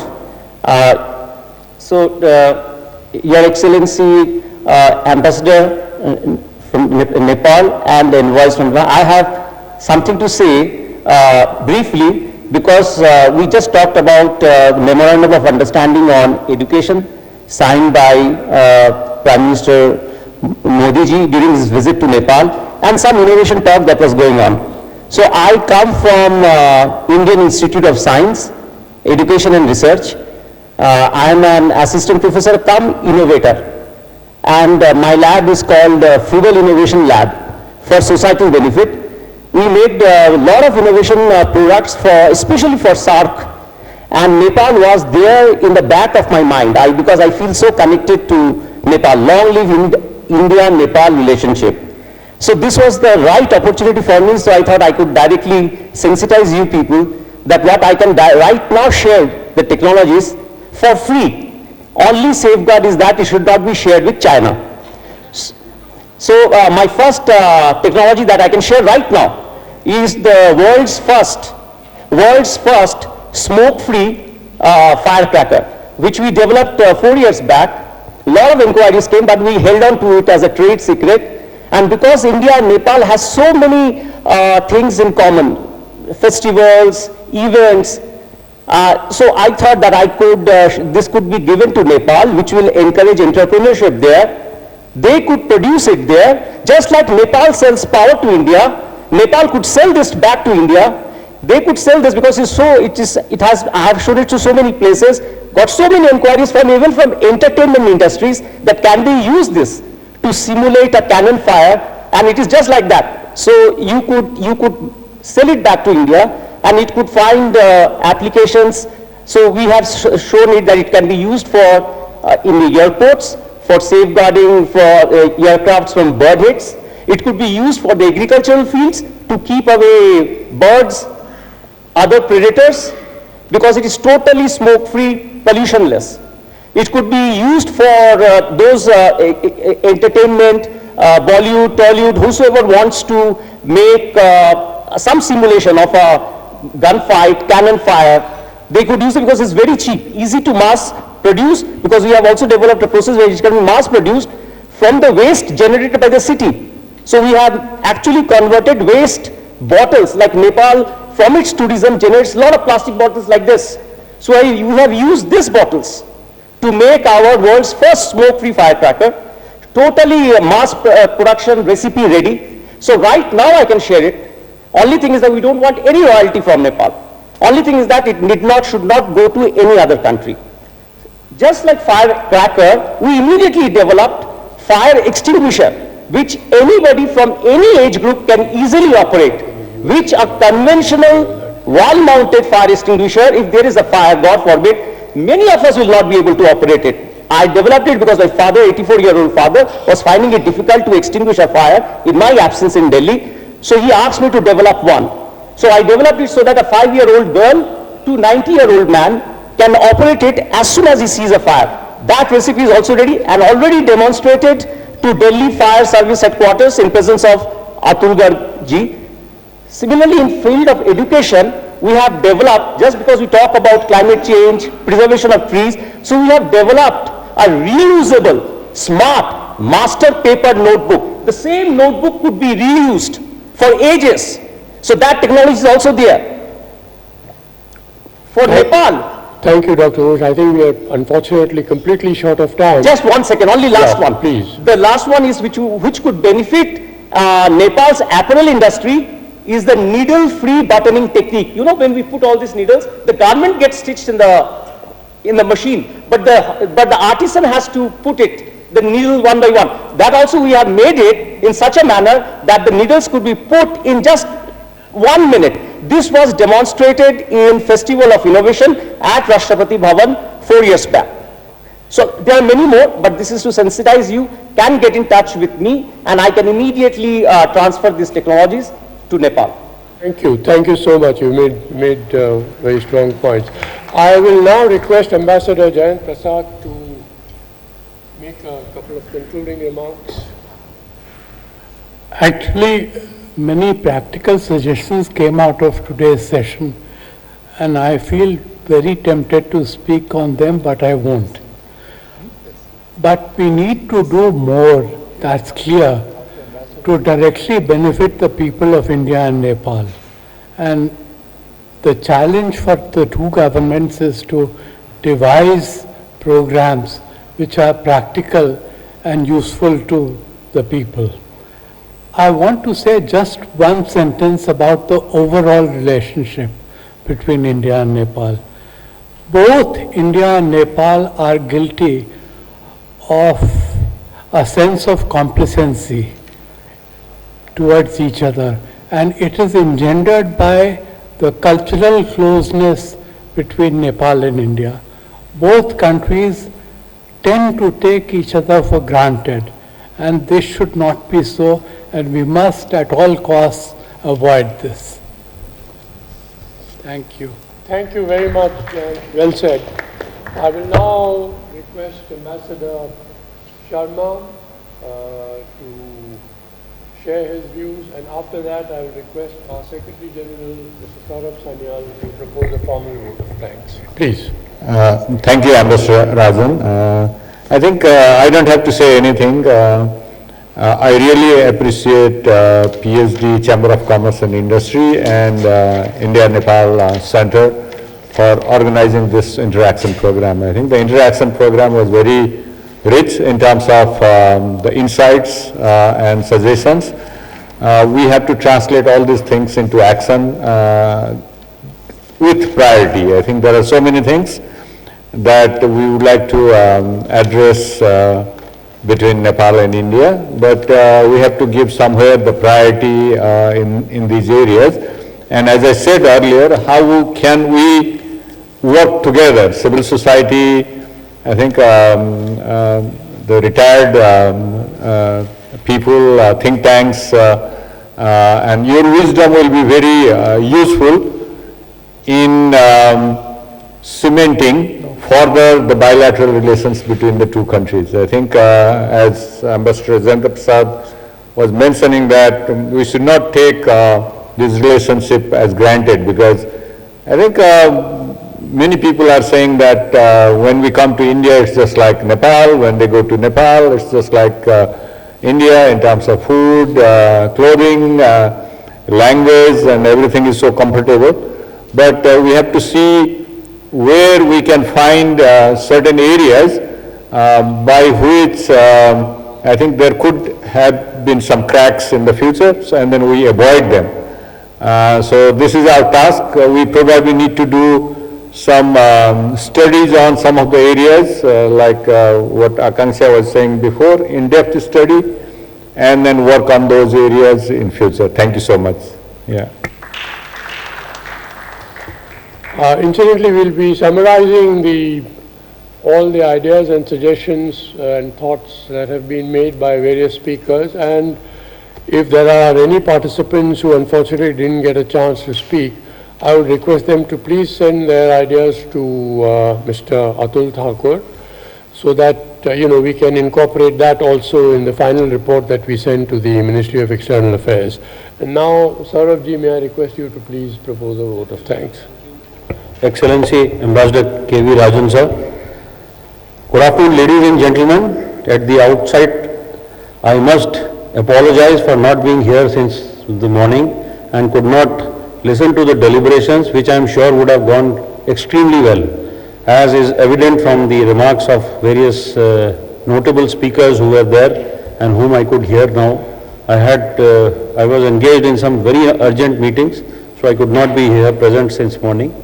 On behalf of the PhD Chamber and on my own, and on behalf of the India-Nepal Center of PHDCCI in India, headed by Ambassador K.V. Rajan, I propose a very hearty vote of thanks to each one of you, all the participants, the dignitaries on the dais, His Excellency Ambassador of Nepal to India, Sri Sharma, Mr. Subedi, the Deputy Chief of Mission from Nepal to India, and all the other dignitaries, Ambassador Prasad, who's also joined us, Ambassador Dr. Shankar Prasad Sharma ji, who is also here with us. Thank you so much for sparing your valuable time, sir. We have been holding these kind of talks and interactions both in the India-Nepal Center in India as well as in Nepal, with where we also have a center with CNI, and we have been interacting and closing, minor irritants and issues between both the countries which have been happening, especially with regard to the business interests of both the sides. So on the 75th year of the independence, where we are celebrating Azadi Ka Amrit Utsav in India in a very big way, this is one of those small contributions where we are holding this conference, because Nepal has been our partner in progress, whether it was the 75th year of independence, where the Nepalese freedom fighters joined hands and shoulder to shoulder they fought the Britishers. We also have tremendous contribution of Nepal in our Indian Armed Forces, Defense Forces to be precise, and they have been our partners everywhere, whether it was in the thick or in the thin of various campaigns and battles which were fought in the past. To celebrate India's 75th year of independence and to further deepen India-Nepal bilateral ties, the Embassy of Nepal in India and the PHDCCI India-Nepal Center organized this summit. And I am sure each one of the participants who are present here, they will be taking away some positives from this conference.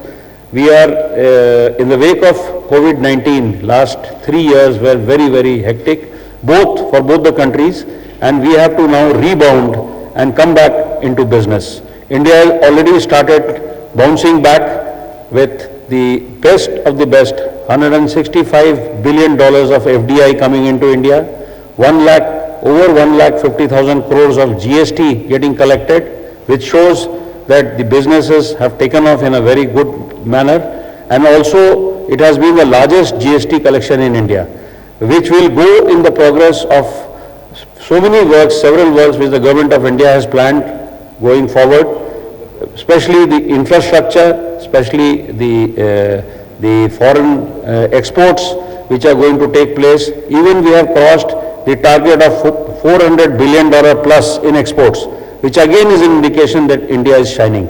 So therefore our neighbors should also shine.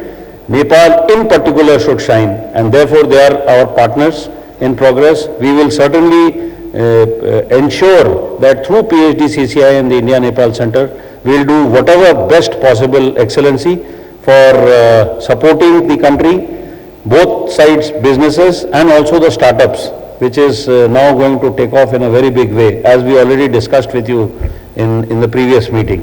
With these words, I thank each one of you. I thank all the dignitaries on the dais for sparing their valuable time and coming here. And once again, I want to apologize that I could not be here in the morning, sir, because of some urgent requirements.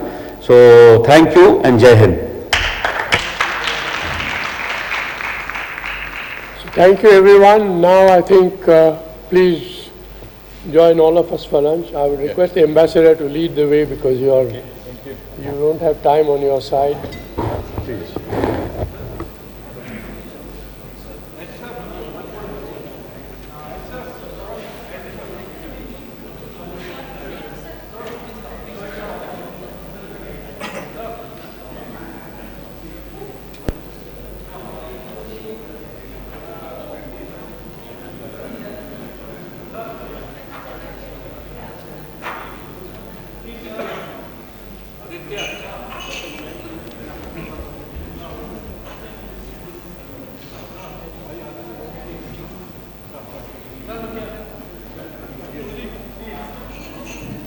No.